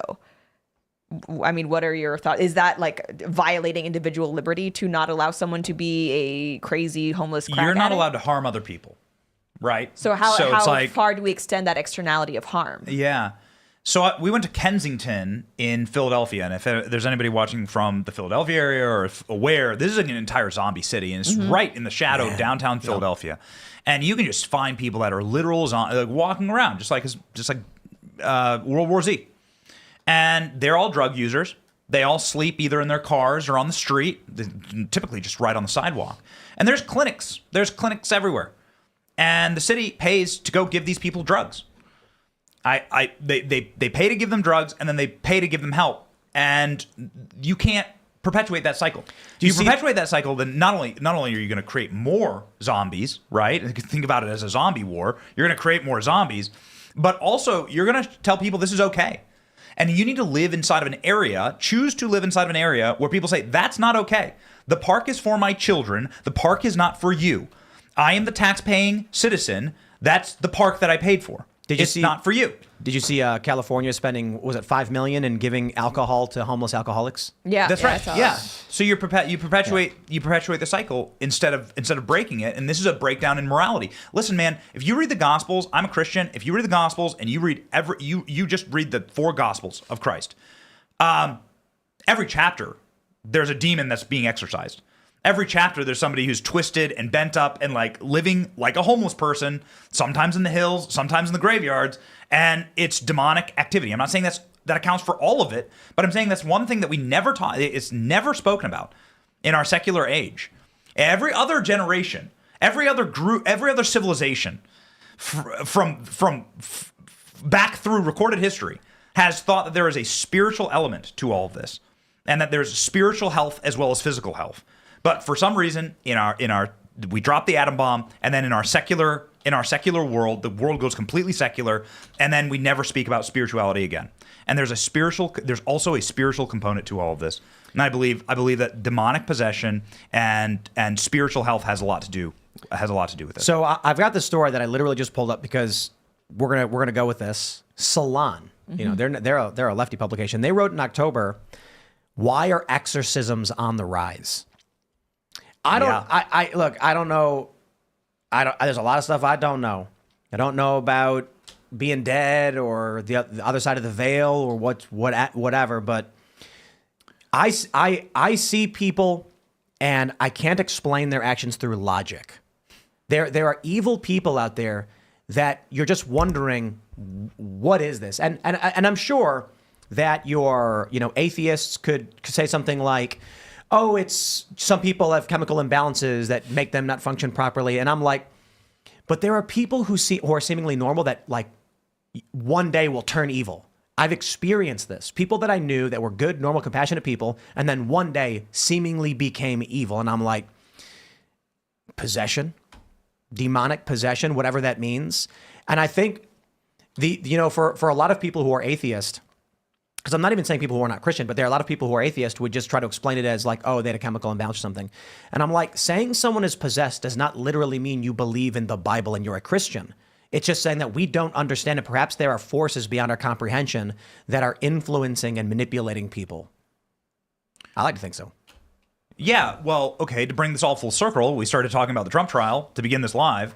Stormy Daniels up on the Trump trial saying, demons possessed my husband. And he was completely possessed. This is what she's saying. She literally said that? She said that. Yes, she did. She said that. And she says that now she speaks with demons and she talks with the spiritual realm. You can see her newest tattoos. She has a Baphomet and iconography of the demon world up and down her arm and pentagrams. And yeah, you have to ask yourself in this trial, like, are you wait, for real? Like in the trial, she testified recently that her husband is possessed was possessed? We can easily bring it up. I'm trying to Google it. What do I search for? I'm going to easily bring it up. Hey, Alexa, One gotcha. sec. We covered this on the show. Oh yeah. What paranormal Yeah. possum? I don't know what is this. Tell me what to pull up. This is amazing. So she said that the possum part was, she said it was her like house was haunted or whatever, and it ended up being a possum living under it. But there is something separate where she said that her ex-boyfriend was possessed. Spirits inhabited my boyfriend. Type in she said. talking to spirits. Yeah. Daily Mail. Stormy Daniels. So, What is it? Talking to spirits? Yeah. Town Hall has something on it too. And then there's a Fox News article from 2023 that says Stormy Daniels tried to summon spirits with magic cards during interview. My eyes were filled with tears. So this is a pattern for her. She's been on this one for a minute. Yes. It's wild. And I remember when Target. Well, Tim's trying to find this. I remember when the Target. Yeah, I want to find Stormy Daniels' ex-boyfriend possessed. Is that what it is? Let me try and get the exact quote, but It's that. Because I see there's like a YouTube video. There's a clip. Here we go. I think we got I'm on MSNBC. post-millennial. Here we go. I There know it is. viewers all the time, Chris and Andrea. I sat through 2 E. Jean Carroll trials and 2 cross-examinations of E. Jean Carroll, and I have to tell you, I agree with Sue wholeheartedly. This was very much what I'd call a nuts and sluts defense. There was a portion of the cross-examination where Susan Neckles was focused on the fact that Stormy Daniels now claims that she is a medium and that she communicates with dead people and has participated in a TV series about the paranormal where she explores things, including the fact that at one point an ex-boyfriend of hers was inhabited by spirits. Boom. She was mocking Stormy Daniels. She wants the jury to think Stormy Daniels is a liar and she is crazy. And she also wants the jurors to judge her for her occupation. And Stormy Daniels gave no ground on that. As Sue just said, she might be an exotic dancer, an adult film actor, but she was very clear when Susan Neckles used the phrase selling yourself to describe what Stormy Daniels was doing on a tour where she was making appearances at clubs. Stormy Daniels set her straight. I was not selling myself. I was dancing. The implication always was, I am not a sex worker, and I don't have a sign around my neck that says consent given freely to everyone at any time. Right. Okay. So they get into other stuff. Nuts and sluts, she said. My boyfriend was inhabited by spirits is a way to say demonic possession. Yeah. All right. And that's the dark arts. You actually welcome that kind of stuff into your life. And now here she is lying. Bill Maher proving she's lying. I mean, that was wild. Yeah, that clip was crazy. Liars. And this was one of the things they talked about afterwards, was that she was always a really risky person to pull for the witness stand because, they're saying, oh, well, they're trying to make her look crazy to the jury. But what if the jury is like, you summoned a demon? Like, the jury looks at this and is like, this is a dark person and I don't trust her. There's only one huge winner in all of this, which is Donald Trump, who's been calling this a witch hunt for a very long time. And now he found Emphasis witch. on witch. Yeah. He was right about her. There's you a found witch, your witch in Georgia, So- too. Yeah. What's really funny is that in the podcasting world, especially in the past several years with Joe Rogan, the subject of DMT is massively popular. It pops up here and then, but it was like there was this period where everybody wanted to know because the idea was that people who have taken DMT have broken through the veil, as they call it, and seen something. And one of the things people talk about is you see demons, and that the people who don't understand what they're seeing think they're just talking to the machine elves, the entities. But many people say that these are demons offering deals. And they're trying to manipulate you into doing things that they want you to do. So when you see things like this and you're like, what happened to Stormy Daniels that she decided to be evil? Because her story is not true. Bill Maher proved she was lying. Yes. So why go on the stand and be evil? Because I'll tell you what I find. I find with many people on the right, they are unwilling to lie to win. Not all of them. Mm-hmm. There are a lot of evil people on the right. Don't get me wrong. But it's a tendency. On the left, you have Michael Cohen and Stormy Daniels, unquestionably. You have the prosecutors in the case. You've got Bragg. You've got the documents case against Trump. You've got everyone on MSNBC. All they do all day. Like, look at Jen Psaki's book where she's like, Joe Biden didn't look at his watch. Yeah, at the, that was insane. Right. And it's like... The dignified transfer. Yeah, we watched him do it. And then she gets caught and goes, oops. She's saying, don't trust the misinformation distributors, trust me. And she's literally lying. She's evil. What happened to so many people where they literally said, scruples be damned, I will loot, pillage, and burn and take whatever I want and do any amoral thing. It's insane to me. Well, they believe the ends justify the means. And if they have actually convinced themselves that Trump is so evil, so terrible, then some little white lies in order to make sure he doesn't come into power again, of course they're justified. But that's basically the entire story of leftists throughout history, is that the ends justify the means. No matter how many people have to starve, have to kill, you have to rob them of their property, as long as it leads to the utopia or the outcome they want, it's all justified. Demons got it. Yeah, basically. I mean, how many times do we hear like Trump must be stopped? That phrase "must be stopped" is a commitment to stopping him at any cost, and there's no more cost. I do think that with conservatives, especially religious conservatives, the concept of the truth as it relates to Christianity is something that they kind of holds them to a higher standard than, maybe a secular progressive who's like, but I have to get the thing that I want. And in this case, I'm part of the hive mind and I want this person to not be elective. It allows for like guiltless lying. And even though you pay for it with your soul later, it's worth it now because there's only the here and now to someone who doesn't have anything else in their life. Yeah, they have no morals. Right. So they've thrown it out the window. Yeah, find out. Go find out. Find out like all your ancestors. Find out. Find out if there's something after the here and now. I mean, I'm telling you what, like, if you're an atheist, then, we'll never know. But if I'm right, then you'll know. Well, and if you're on the side of the demons, if you're on the side, let's take these Trump trials as just like a small microcosm. Are you on the side of the demons here? Are you on the side of the people that are inhabited by spirits? Like, that's the side you've chosen, the known liars, and the Bible says that the native tongue of Satan is lying. So be very cautious about liars, people that are just lying to you about anything. So Michael Cohen is a known, proven liar, went to jail for it.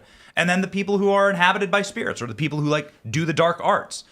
Is that the side you're actually taking? And what's weird is that there's a lot of Christians that would be like, oh, Trump's bad, actually. I don't like his style. He's not great. I don't like the way that he talks. But okay, then you're gonna have to explain to me how you're in league with Stormy Daniels and Michael Cohen then, how you can justify that. And Stormy Daniels talks worse. Mm-hmm.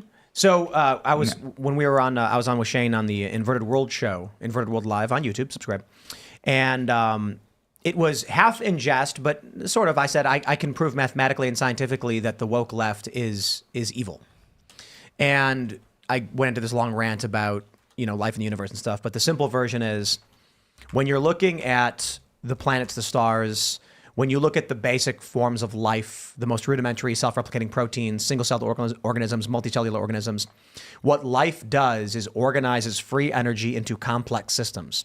It continues to make more of itself. It takes this chaos and creates order from it. And that's life. Life does this. It is the one thing we can see life doing. So when you look at the left and massive campaigns of destroying life, that is the anti-life. That is the antithesis of what life does. It is a function against our very being. So you can argue whether it's figuratively or literally not evil.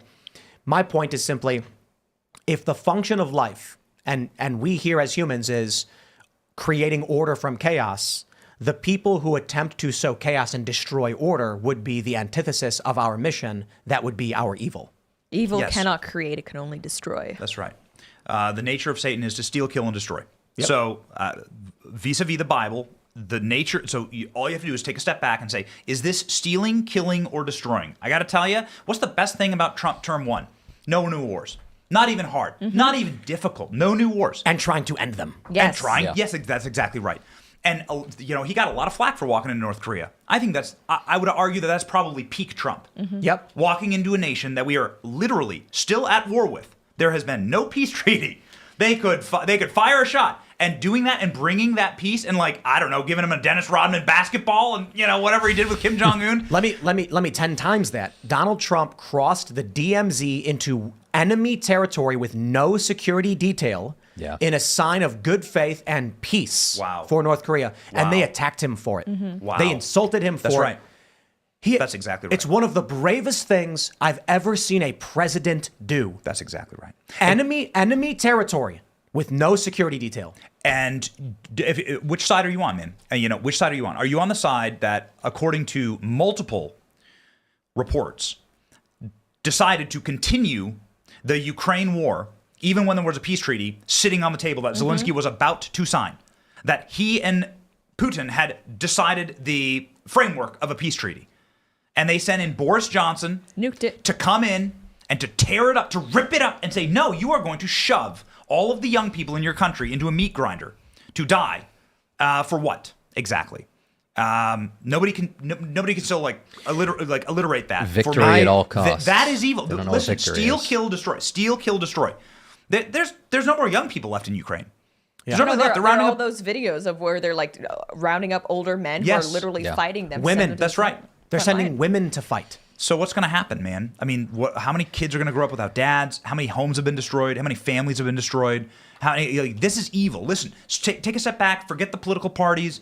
And it's a good comeuppance for somebody like me who sort of grew up starry-eyed as a teenager in the early aughts, watching 9/11. Right in high school, perhaps you watched 9/11 live. Did you watch it live? Where did you watch 9/11? I watched it in my freshman class in high school. On one of those wheel-in TVs and that they have in public schools. They wheel in the TV, plug it in, and I.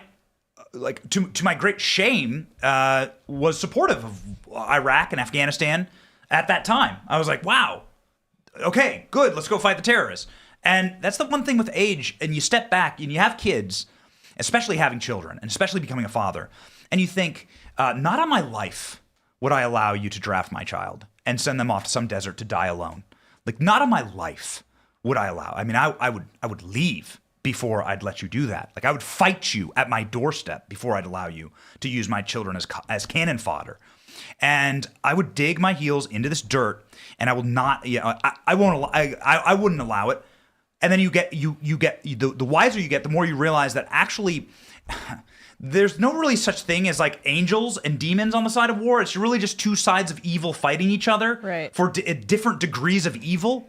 And the more you just become viscerally anti-war. And that's what's happened to me as I've gotten older and wiser, is I've just said, no, there's actually very, very little justification ever for the wholesale slaughter of people or in war. But the propagandists, they really come out to defend wars. You have the Lindsey Graham. military-industrial complex, in line with the corporate press. Lindsey Graham, childless. Lindsey Never Graham been married, literally childless. the other Never day he seen a went war on and he in was his Liz like Cheney, childless, right? making the case for giving nukes and starting to use nukes casually on cable news. Oh, he's been on cable news declaring a holy war against Iran for sure. Yeah. But it doesn't matter to him, and it frustrates me because the people like Lindsey Graham, the Liz Cheneys of the world, the warmongers, the neocons, I mean, they're very happy to call you unpatriotic for opposing their war for whatever reasons, even though they're the ones who are offering up Americans to die. I'm the biggest patriot. We're having more Americans. Unlike Liz Cheney and Lindsey Graham, I'm Liz making Cheney more has Americans. Kids. Liz Cheney has 5 kids. That's what's worse, though. She's willing to send She has your 5 kids. kids? Yeah. I didn't actually know that. She has a bunch of kids. But the thing is, she's okay with sending Your kids. It's not her kids. That's That's right. the part of it. That's what I find the worst. They will send middle America's children. They'll send people who are in poverty who enlist in the military to, make their lives better. You can be sacrificed. but not her children. Her children will never be in that position. That's right. Let me tell you, someone who will never be drafted is Liz Cheney's children. Yeah. I actually didn't know that Liz Cheney had 5 children. So I mean, she doesn't give off maternal energy, so I can understand why. Isn't that the premise of Fortunate Son? Yeah.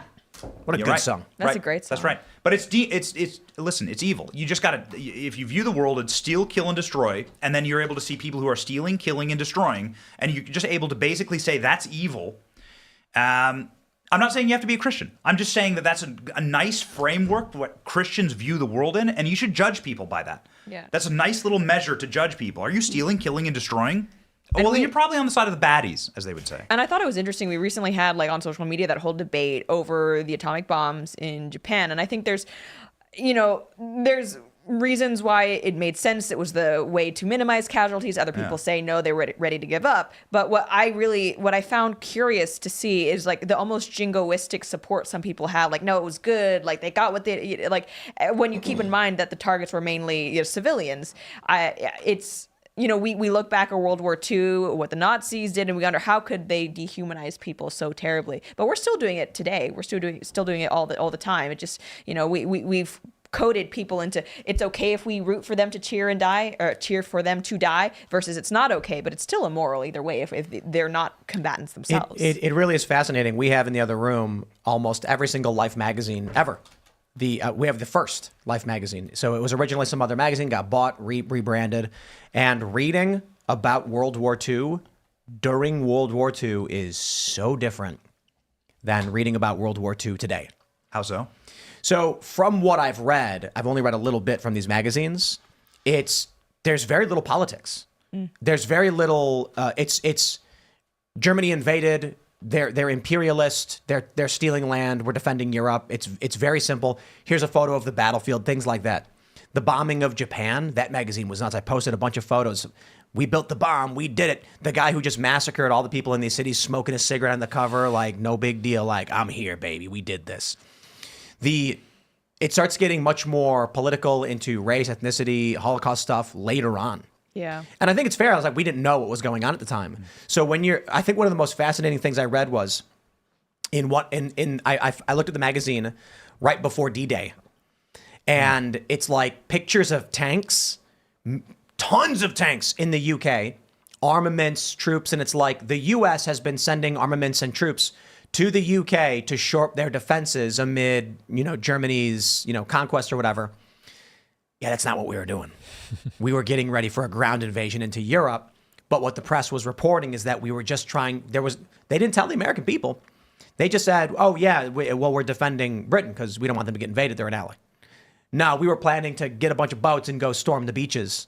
Crazy to read what people thought was going on versus what we know now. It's night and day. It's the American tradition, right? That's right. The press guards what we're actually doing from the people. I think politicizing war, I think that's very interesting that there was no politics involved. Politicizing war is so cruel to the people that are actually fighting the wars. Yeah. Let's go to Super Chats. If you haven't already, would you kindly smash that like button? 1 like equals 1 FJB. Apparently that does better in getting likes to the show. So, and also head over to timcast.com because we're going to have that members only call-in show coming up at 10 p.m. and it's going to be a lot of fun, especially with the cacophony of unintelligible political commentary we have going on so far. We're looking forward to hearing from you. Clint Torres takes first place as he normally does. Howdy, people, says he. Kyle says, Vivek or Tulsi for VP? The VP debates would be legendary against Harris if either is picked. IMO Tulsi for VP and Vivek for Chief of Staff. What do you guys think? I prefer Vivek to Tulsi. I like both of them, but I love how Vivek wants to absolutely gut the bureaucratic class. Very excited by that prospect. I don't think he will be the VP pick, but I'd be happy if he was. The rumor that's been going around for a little while, that I've mentioned several times, is that Trump already picked Rubio. Mm-hmm. I don't know if that's true or not. I've not heard that. I stress this because I want. It'd be a very safe, Can very I explain pick. why people say that? Yeah. Why the people that are on the inside of Florida politics tell me this, and who know DeSantis, Rubio, who fund all these guys, who are billionaires, and this is what they've told me. And I don't say this because I'm super glad about it. I don't know Marco Rubio. He's never been on my show. I don't have a cell phone number. I'm not simping for anybody. I'm just saying. You don't got Rubio's number? This is what it is. I'm just saying this is what it is. Is that Rubio ticks a number of boxes that are really good for Donald Trump. He's fluent in Spanish. He'll be able to go on Univision. There's going to be like a Univision debate I mean, could you imagine what Kamala Harris is going to do? She can't even speak freaking English, much less Spanish, right? But beyond that, Rubio's proven that he can actually swing votes, right? Every single time he's run for Senate, the preponderance of Hispanic voters in Florida vote for him. But also, he's chair of the Intelligence Committee. And here's the tell. The meeting with DeSantis. Donald Trump goes and meets with DeSantis. Why is that the tell? Because DeSantis gets to pick who steps into that Senate seat. Mm-hmm. And DeSantis and Trump hate each other. And this was an olive branch that Donald Trump was giving to DeSantis to say, hey, let's negotiate the seat together. Maybe you put in a donor and then you run for the seat, right? You're term limited out as governor. I don't know exactly the details of how that conversation went, but that's the tell. That was the horse trade. Again, Trump the horse trader. That was the horse trade. And then DeSantis gets his Senate seat, and then he goes and fundraises for Trump. And that's what you're seeing on the back end. The other component is that the rumor going around is that Rubio is basically selling these Bush-era donors on Trump. Yeah. And there's only one reason for that. The rumor, of course, is that Rubio is saying, forget Trump, back me. I'll be the VP. And bringing this support and money in is effectively uniting the party behind Donald Trump because of Rubio. I believe that if it is true, and I don't know that's true, it's just a rumor going around. Apparently, you've heard similar things. Trump will win in November, and not because Rubio is a good candidate who speaks Spanish and can go on Univision, but because Trump cut a deal with the establishment to unify, and they're going to get something from it. So they back off, Trump wins. I mean, yes, again, Trump's a deal maker. And this is a deal that I think gets him the 100 electoral vote victory. So you're going to make a bet? Like, what election betting odds or like predicted or something? As soon as somebody said to me, like, the rumor, okay, I want to stress, I have not talked to anyone at the Trump administration. This is not coming from anyone in his family or anything. It was literally like politicos and stuff in the Beltway being like, the rumor going around town is, and I'm thinking like, man, I should put $100 down on Trump to win. Like, damn. Yeah. I mean, he's already got the odds though, so you're going to win like $30, but still. I mean, it's going to be a brutal VP debate. I mean, for selfish reasons, you of course want that to be Vivek. Mm-hmm. Because he would do so well in a VP. And Tulsi has proven that she can just gut Kamala Harris. Do you remember the DNC debates? Oh, yes. That is a career ender. In a fair world, Kamala Harris goes away and you never heard from her again. Because that was such a career ender about locking up black men, using them for slave labor, putting them on murderer's row, putting them on death row, exculpatory evidence, locking up tens of thousands of people for marijuana charges. Mm-hmm. Tulsi just went. I mean, it was a napalming, and it was the end of her. That should have been the end of Kamala's career. But the thing with Tulsi, I like her overall, but she is overall a leftist. She's still left on many policies. But I mean, I guess it depends on what kind of VP we're going to be seeing from Trump if he wins after 2024. If he's just looking for a figurehead, someone to be there, not really do anything like a Joe Biden type of VP, then sure, throw in Tulsi. She's ethnic, she's a woman. But if we actually want like a Dick Cheney, I'm going to get stuff done VP, Vivek all the way. All right, so we got a super chat. Chase Starkey says RFK is going to be in the debates, and the longer y'all keep gatekeeping and ignoring him, you lose credibility. Do you think he'll make it to the debates? He's got apparently he has the polls because there's so many. Some of them have crossed that threshold. What do you think? I mean, I think he killed his own credibility when he talked about like full-term abortion. So. Yeah. Also, the brainworm thing. The brainworm thing, I wouldn't hold against him. It's silly. It's a weird story, but. Look, if the guy's got ideas, but the full-term abortion thing freaked me out. Yeah, that's insane. Is it too much to ask for? I mean, we had a big country. We got like 400 million people here. Is it too much to ask for a guy who hasn't had like multiple aneurysms and plates in his head, and for a guy who hasn't had brain worms? Like, is it too much to ask to be like running for president? I mean, Trump's crazy spry. ass. He's getting younger. They raided Mar-a-Lago to find the Fountain of Youth. I know they did. We'll move on. We're trying to get some more super chats. Raymond G. Stanley Jr. says, I'm 180 with high BMI. I would wreck that tiny lady. So this is a viral video of this woman who's like a black belt Taekwondo world champ, and she's got a bow staff spinning it around. It got like 12 million views because the premise was that a bunch of the first tweet was from Catherine Brodsky. I don't envy the man or bear who encounters this woman or whatever. and then a bunch of guys saying your average untrained man could easily take her, and then a bunch of more lefty individuals being like, no way, man, this woman with proper training would take any man. The woman is 5'1", 100 pounds. Yeah. I'm just like, so this was the big viral debate on X, I suppose. Can a trained martial artist, black belt world champion weighing 100 pounds and coming in at 5'1", win a fight against your average untrained man? Absolutely not. There's a reason why even in the UFC, men fighting men, they have weight classes, right? Because they know if they put someone who's 6'4" against someone who's 5'4", that's going to be a very short, very uninteresting fight. So to say that a woman who's 5'1", 100 some pounds could take on your average man, even, someone who's shorter than the average man and weaker, still no. I don't know why women feel like they need to be better than men at physical things. It's a fight we're going to lose, ladies. We shouldn't try. So I looked it up. The average male height in the United States is I don't know if it's the United States, but I looked up average male height and weight, and it said 5'8", 199 pounds. Yeah. That's a real bad prognosis for this country. Double the weight. Yeah. That's pretty bad. No, I just mean the average guy ain't doing too well. The average woman, I think, is 170 pounds and 5'3" or 5'4". Yeah. Wow, we are a rotund nation. Yeah. Mercy. All right. Mike Z says, a few days ago, I asked Tim to buy me some sushi in jest, but after seeing so many in dire straits, I wanted to give something back. Please use this to bless someone's day. Very cool. Yeah, I will say, if people super chat saying I need help, we've gotten this for the existence of the show. People have been like, hey, my dog's sick.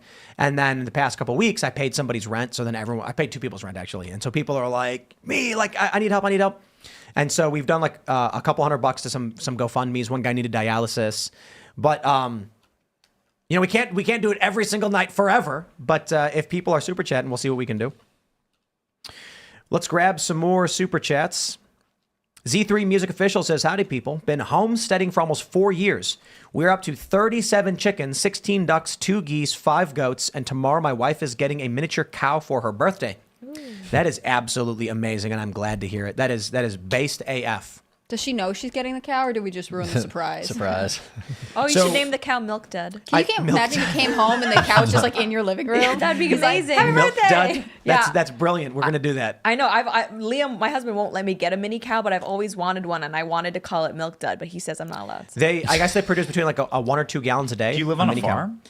Well, no, and admittedly, it'd be hard where we live now, but that's why it's what I aspire. Are you in an apartment? No, we have a house, but the yard is not cow size. Actually, mini cows only need about a half acre. Fun mini cow fact. Listen, you're prepared. There is researching. There is a half mile away, this farm with cows, and it's amazing because in the middle of it is a creek.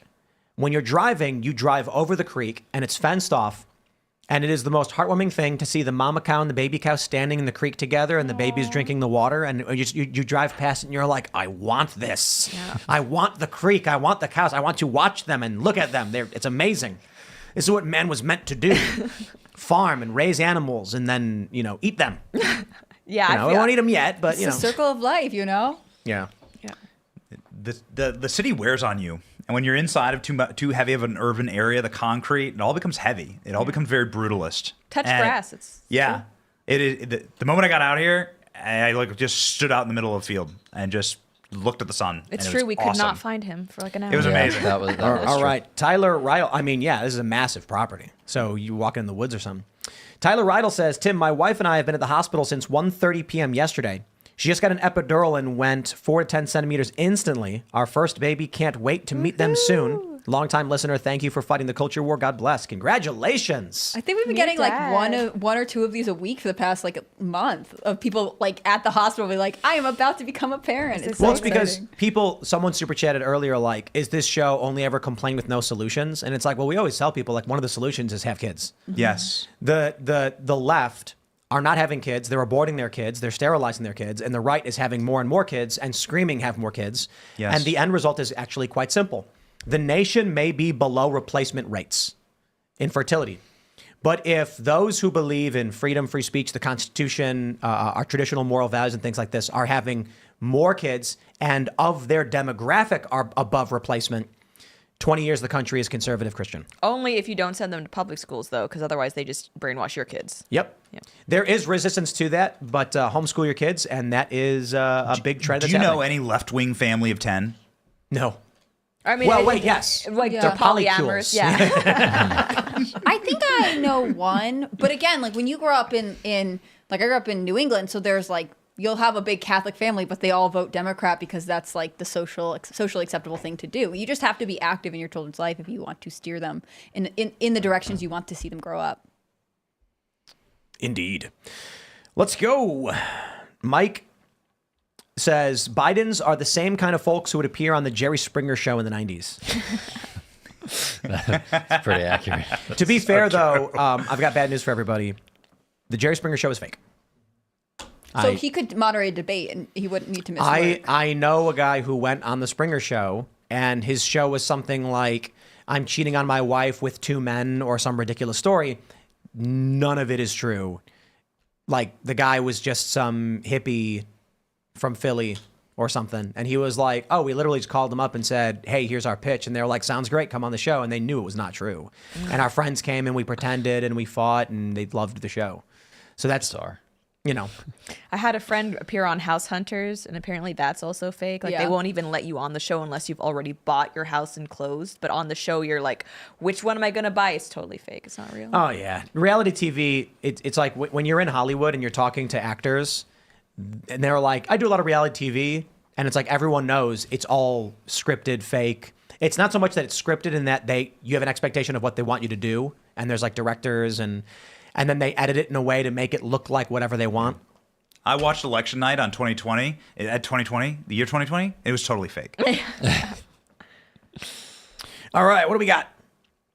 Mega Mikey says, bold of you to assume Joe Biden would even recover from a heart attack or stroke as he stands currently.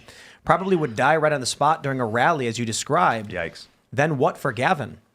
No, I don't think, as that tweet pointed out, in the debate, we are about to see the Manhattan Project of psychoactive stimulants. We are going to be like, wow. And then there was that picture of Joe Biden with the marks on his hand that looked like it came from an IV. He's getting, oh, bro, you know that stuff Joe Rogan talks about? You know, like the vitamin IV treatments and... He's getting all the baby stem cell therapy that Scientology uses on Tom Cruise, for sure. I would not be surprised if they're giving Biden stem cells. For real. The Chinese Communist Party, there's rumors that that's what the leaders do. They get stem cell injections. Mm-hmm. Well, look at that guy. What's his name? Brian Johnson, where he gets blood transfusions from his son. Is that what he does? Yeah, from his young son. Mm-hmm. And then he is like he has like his blood tested every morning to figure out what he needs to eat, what he's missing, what he's too high of, and things like that. But he looks exactly his age, is why that's weird. Yeah. So there's this moment in the interview that he did with Tucker Carlson, where he goes, "Am I not a demon?" to Tucker. Brian Johnson said that? Yes. He says, "Am I not a demon?" to Tucker. So Tucker's talking about the spiritual life, right? And like how this seems unnatural, right? And some might call it demonic. Because he's trying to reverse natural aging. And he goes, "Am I not a demon?" And Tucker is set back. He's like, I'm a Presbyterian. I don't know. And he goes, "Am I not a demon?" And he just looks. And I texted Tucker afterwards. I'm like, "You just talked to a demon, man." And he says, "I was totally unprepared." And the answer is yes. Yeah. Like, I was totally unprepared for this interaction. Wow. That was a spiritual realm moment. I believe it. I think there are demons. Yeah. I'm not saying that guy's weird. He always looks moist. You can find it's up on Tucker's X. You can go find the interview. I want to clarify for people too, because when I say demon, I'm not saying to imagine like a red guy with horns or like a black shadowy figure. I mean like a negative spiritual presence of sorts, something beyond our comprehension, some influence that exists. Because I didn't believe it, but I have seen people turn evil in an instant, and I've seen way too much of it in the past several years. Like, it's getting worse. And I mean it, like people that I knew, normal one day, and then the next day doing Kubrick stairs, hurting animals, and just like, whoa, something's wrong here, man. Like, what happened to you? Like, something in their brain snapped. I have no idea. I think people need Jesus. Got it. Demons. People need Jesus. Even Joe Rogan says that now. Does he really? He did. It's fact. He said this during. So I did a big segment. I think it was today on the Harrison Butker situation. Yeah. Where everything he said. He's speaking to a Catholic college, and they're like, "How dare you say?" How dare you say Catholic things to Catholic audience? Yeah, when he said to the women, I assume many of you are looking forward to your families and your marriages and things like this. And I'm like, yes, there are a bunch of Catholics. Of course they agree with him. Like what? They were like, yes. Yeah. And the point I made in that segment was, when you look at the logical function of what church and faith did for this country and what's happening without it, it's clear that outside of any religious perspective, the things that Christianity gives to society are massively beneficial and strengthening. So when we lose people going to church, which is when the whole community comes together and shares in a shared moral tradition, you lose that, you get crime, you get drug abuse, you get horrible scenarios, you get abuse. So yeah, simply put, from a logical, governmental, secular perspective, religion does great things for society. Yeah, that's the argument that Jordan Peterson makes in his, because he's one of those people where you ask him if you believe in God, he'll say, well, I act like I do, which is the same. I disagree that it's the same, but he's very keen on the, I guess, utilitarian aspect of religion, especially Does he believe in God? Well, he acts as if he does, which is the same. So it's not the same. It's not the same. I've tried to, when I've interviewed him, I've tried to push on that. That's the only answer he would give. I mean, if you saw the debate he did with Sam Harris, they spent like an hour and a half discussing what is truth, what is belief. So here's a good example. We talked about Pennsylvania. So if you're in the chat, shout out Pennsylvania.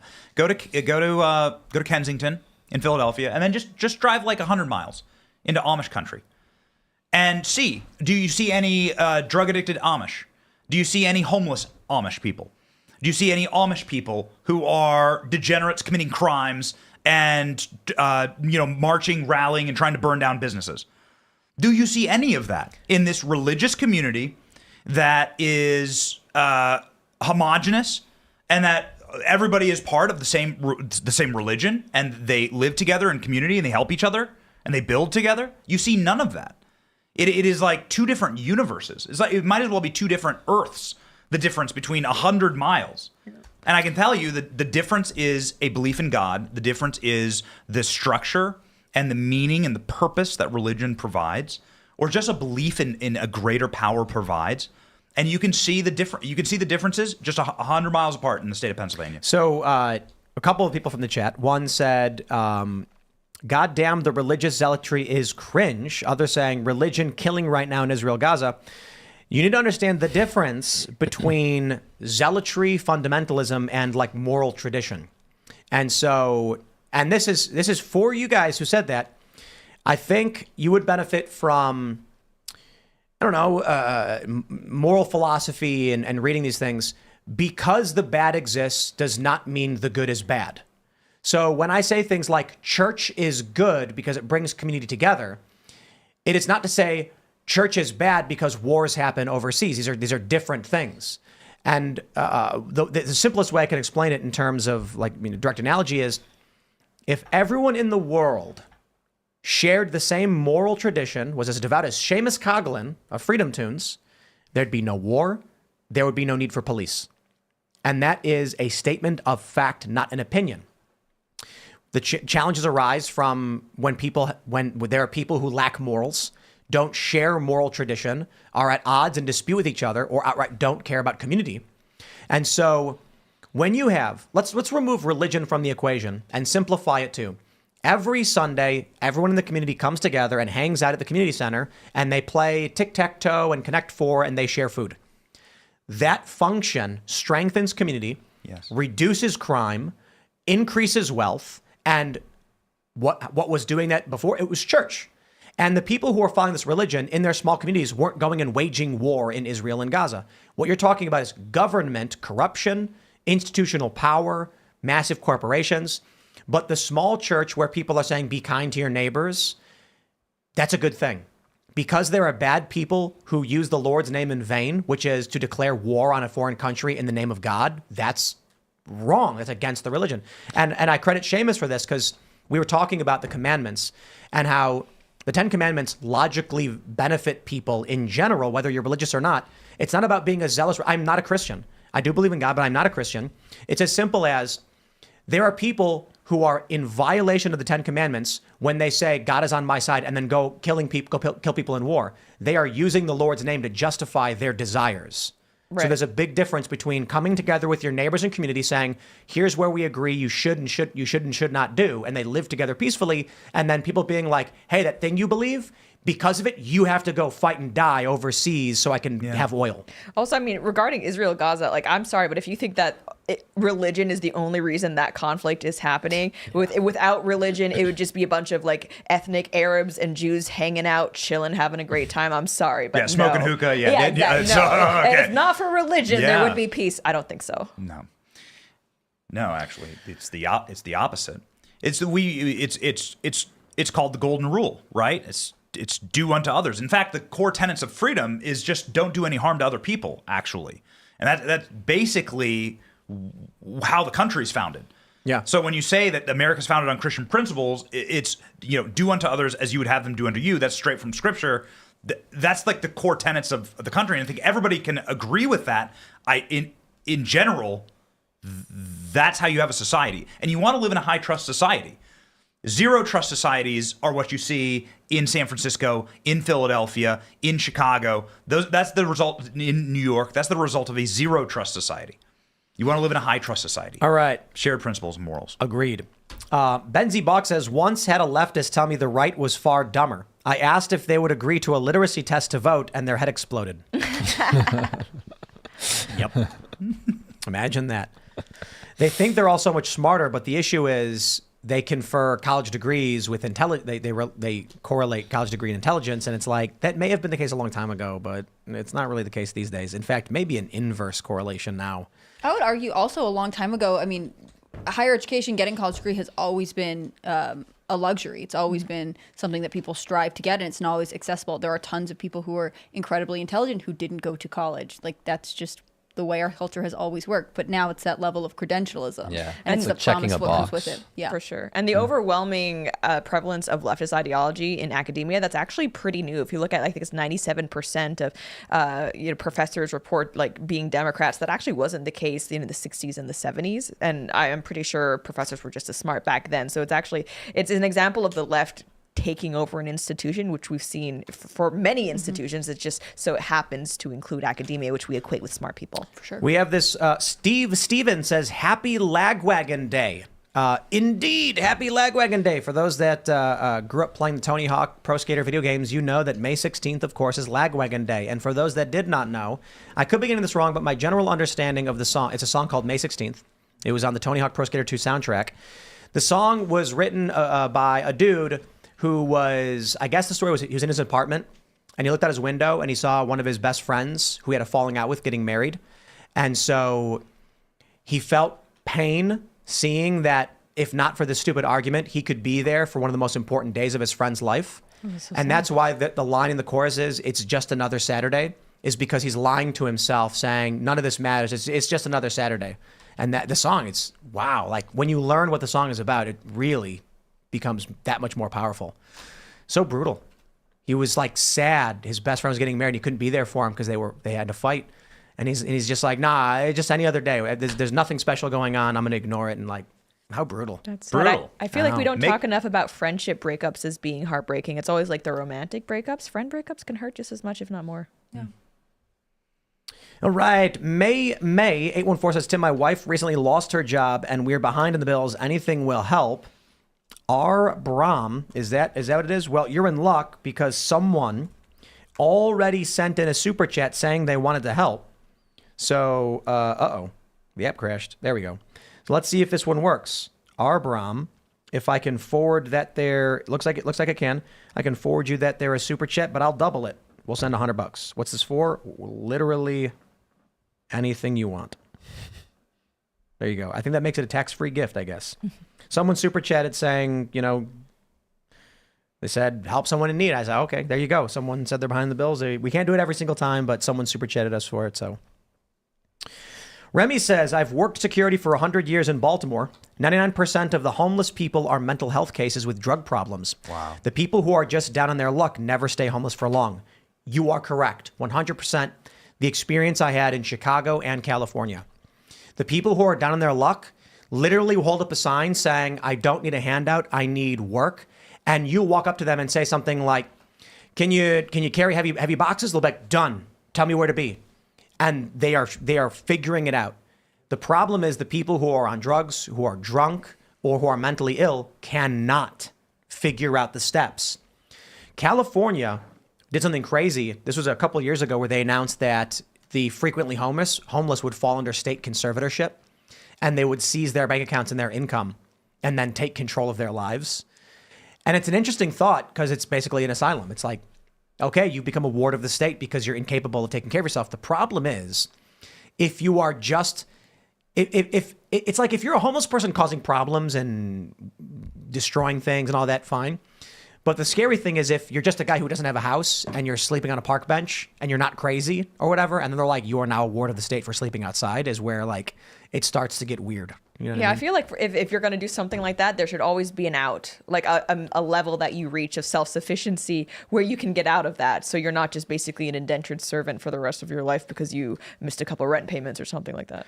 All right, here we go. One more super chat. Rural Man Life says, everyone needs to read Thomas Jefferson's writings in 1800 when he was running for president about his disdaining for cities and how destructive it is to the human condition. Yes. Wow.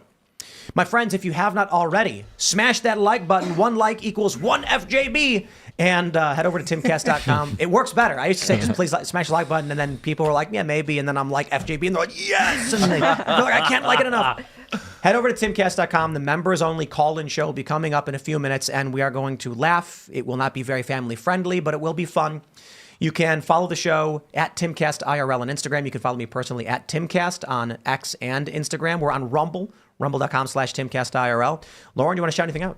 Sure. So you can follow me on YouTube. Lauren Chen is my main channel. Mediaholic is fun culture stuff. And again, hey, if you're looking for bath and body products, clearlypure.etsy.com, CLEARLYPUR.etsy.com. My mom is still trying to figure out how to do a redirect for an easier domain. We can set that up literally in 5 minutes after the show. No, you can't because she also forgot the password to the Google. It's like a whole thing. Mom, I love you. We'll figure it out. I can set it up in 3 seconds. No, but she owns clearlypure.com, the domain. So she managed to get it, but then forgot the password. I love her. She makes great soaps, though. All right. Not a web person. Benny, what do you got?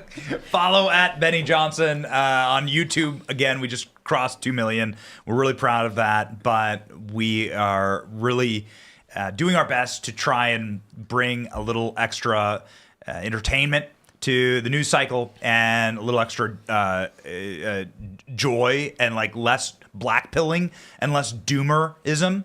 And I watched the chat. Okay, I watched the chat. I love you all. Don't be a doomer. It's a terrible way to go through life. We try our best to be uplifting, and it's good, and that's actually that's contagious when you're around it. So that's what we try and do. If you want a little bit of extra lightheartedness in your feed, please give us a follow. Salt must flow. ALX, what up? At ALX on X and free my boy. Right on. This has been a fun show. I can endorse Lauren's Mom's soap. They gave me some, and they're amazing. So you should check them out at whatever domain you can get a hold of. I'm Hannah Cliff Brimlow. I'm a writer for SCNR.com at Scanner News. Check out all of their work at Timcast News on Twitter and Instagram, and I'm on X at Hannah Claire B.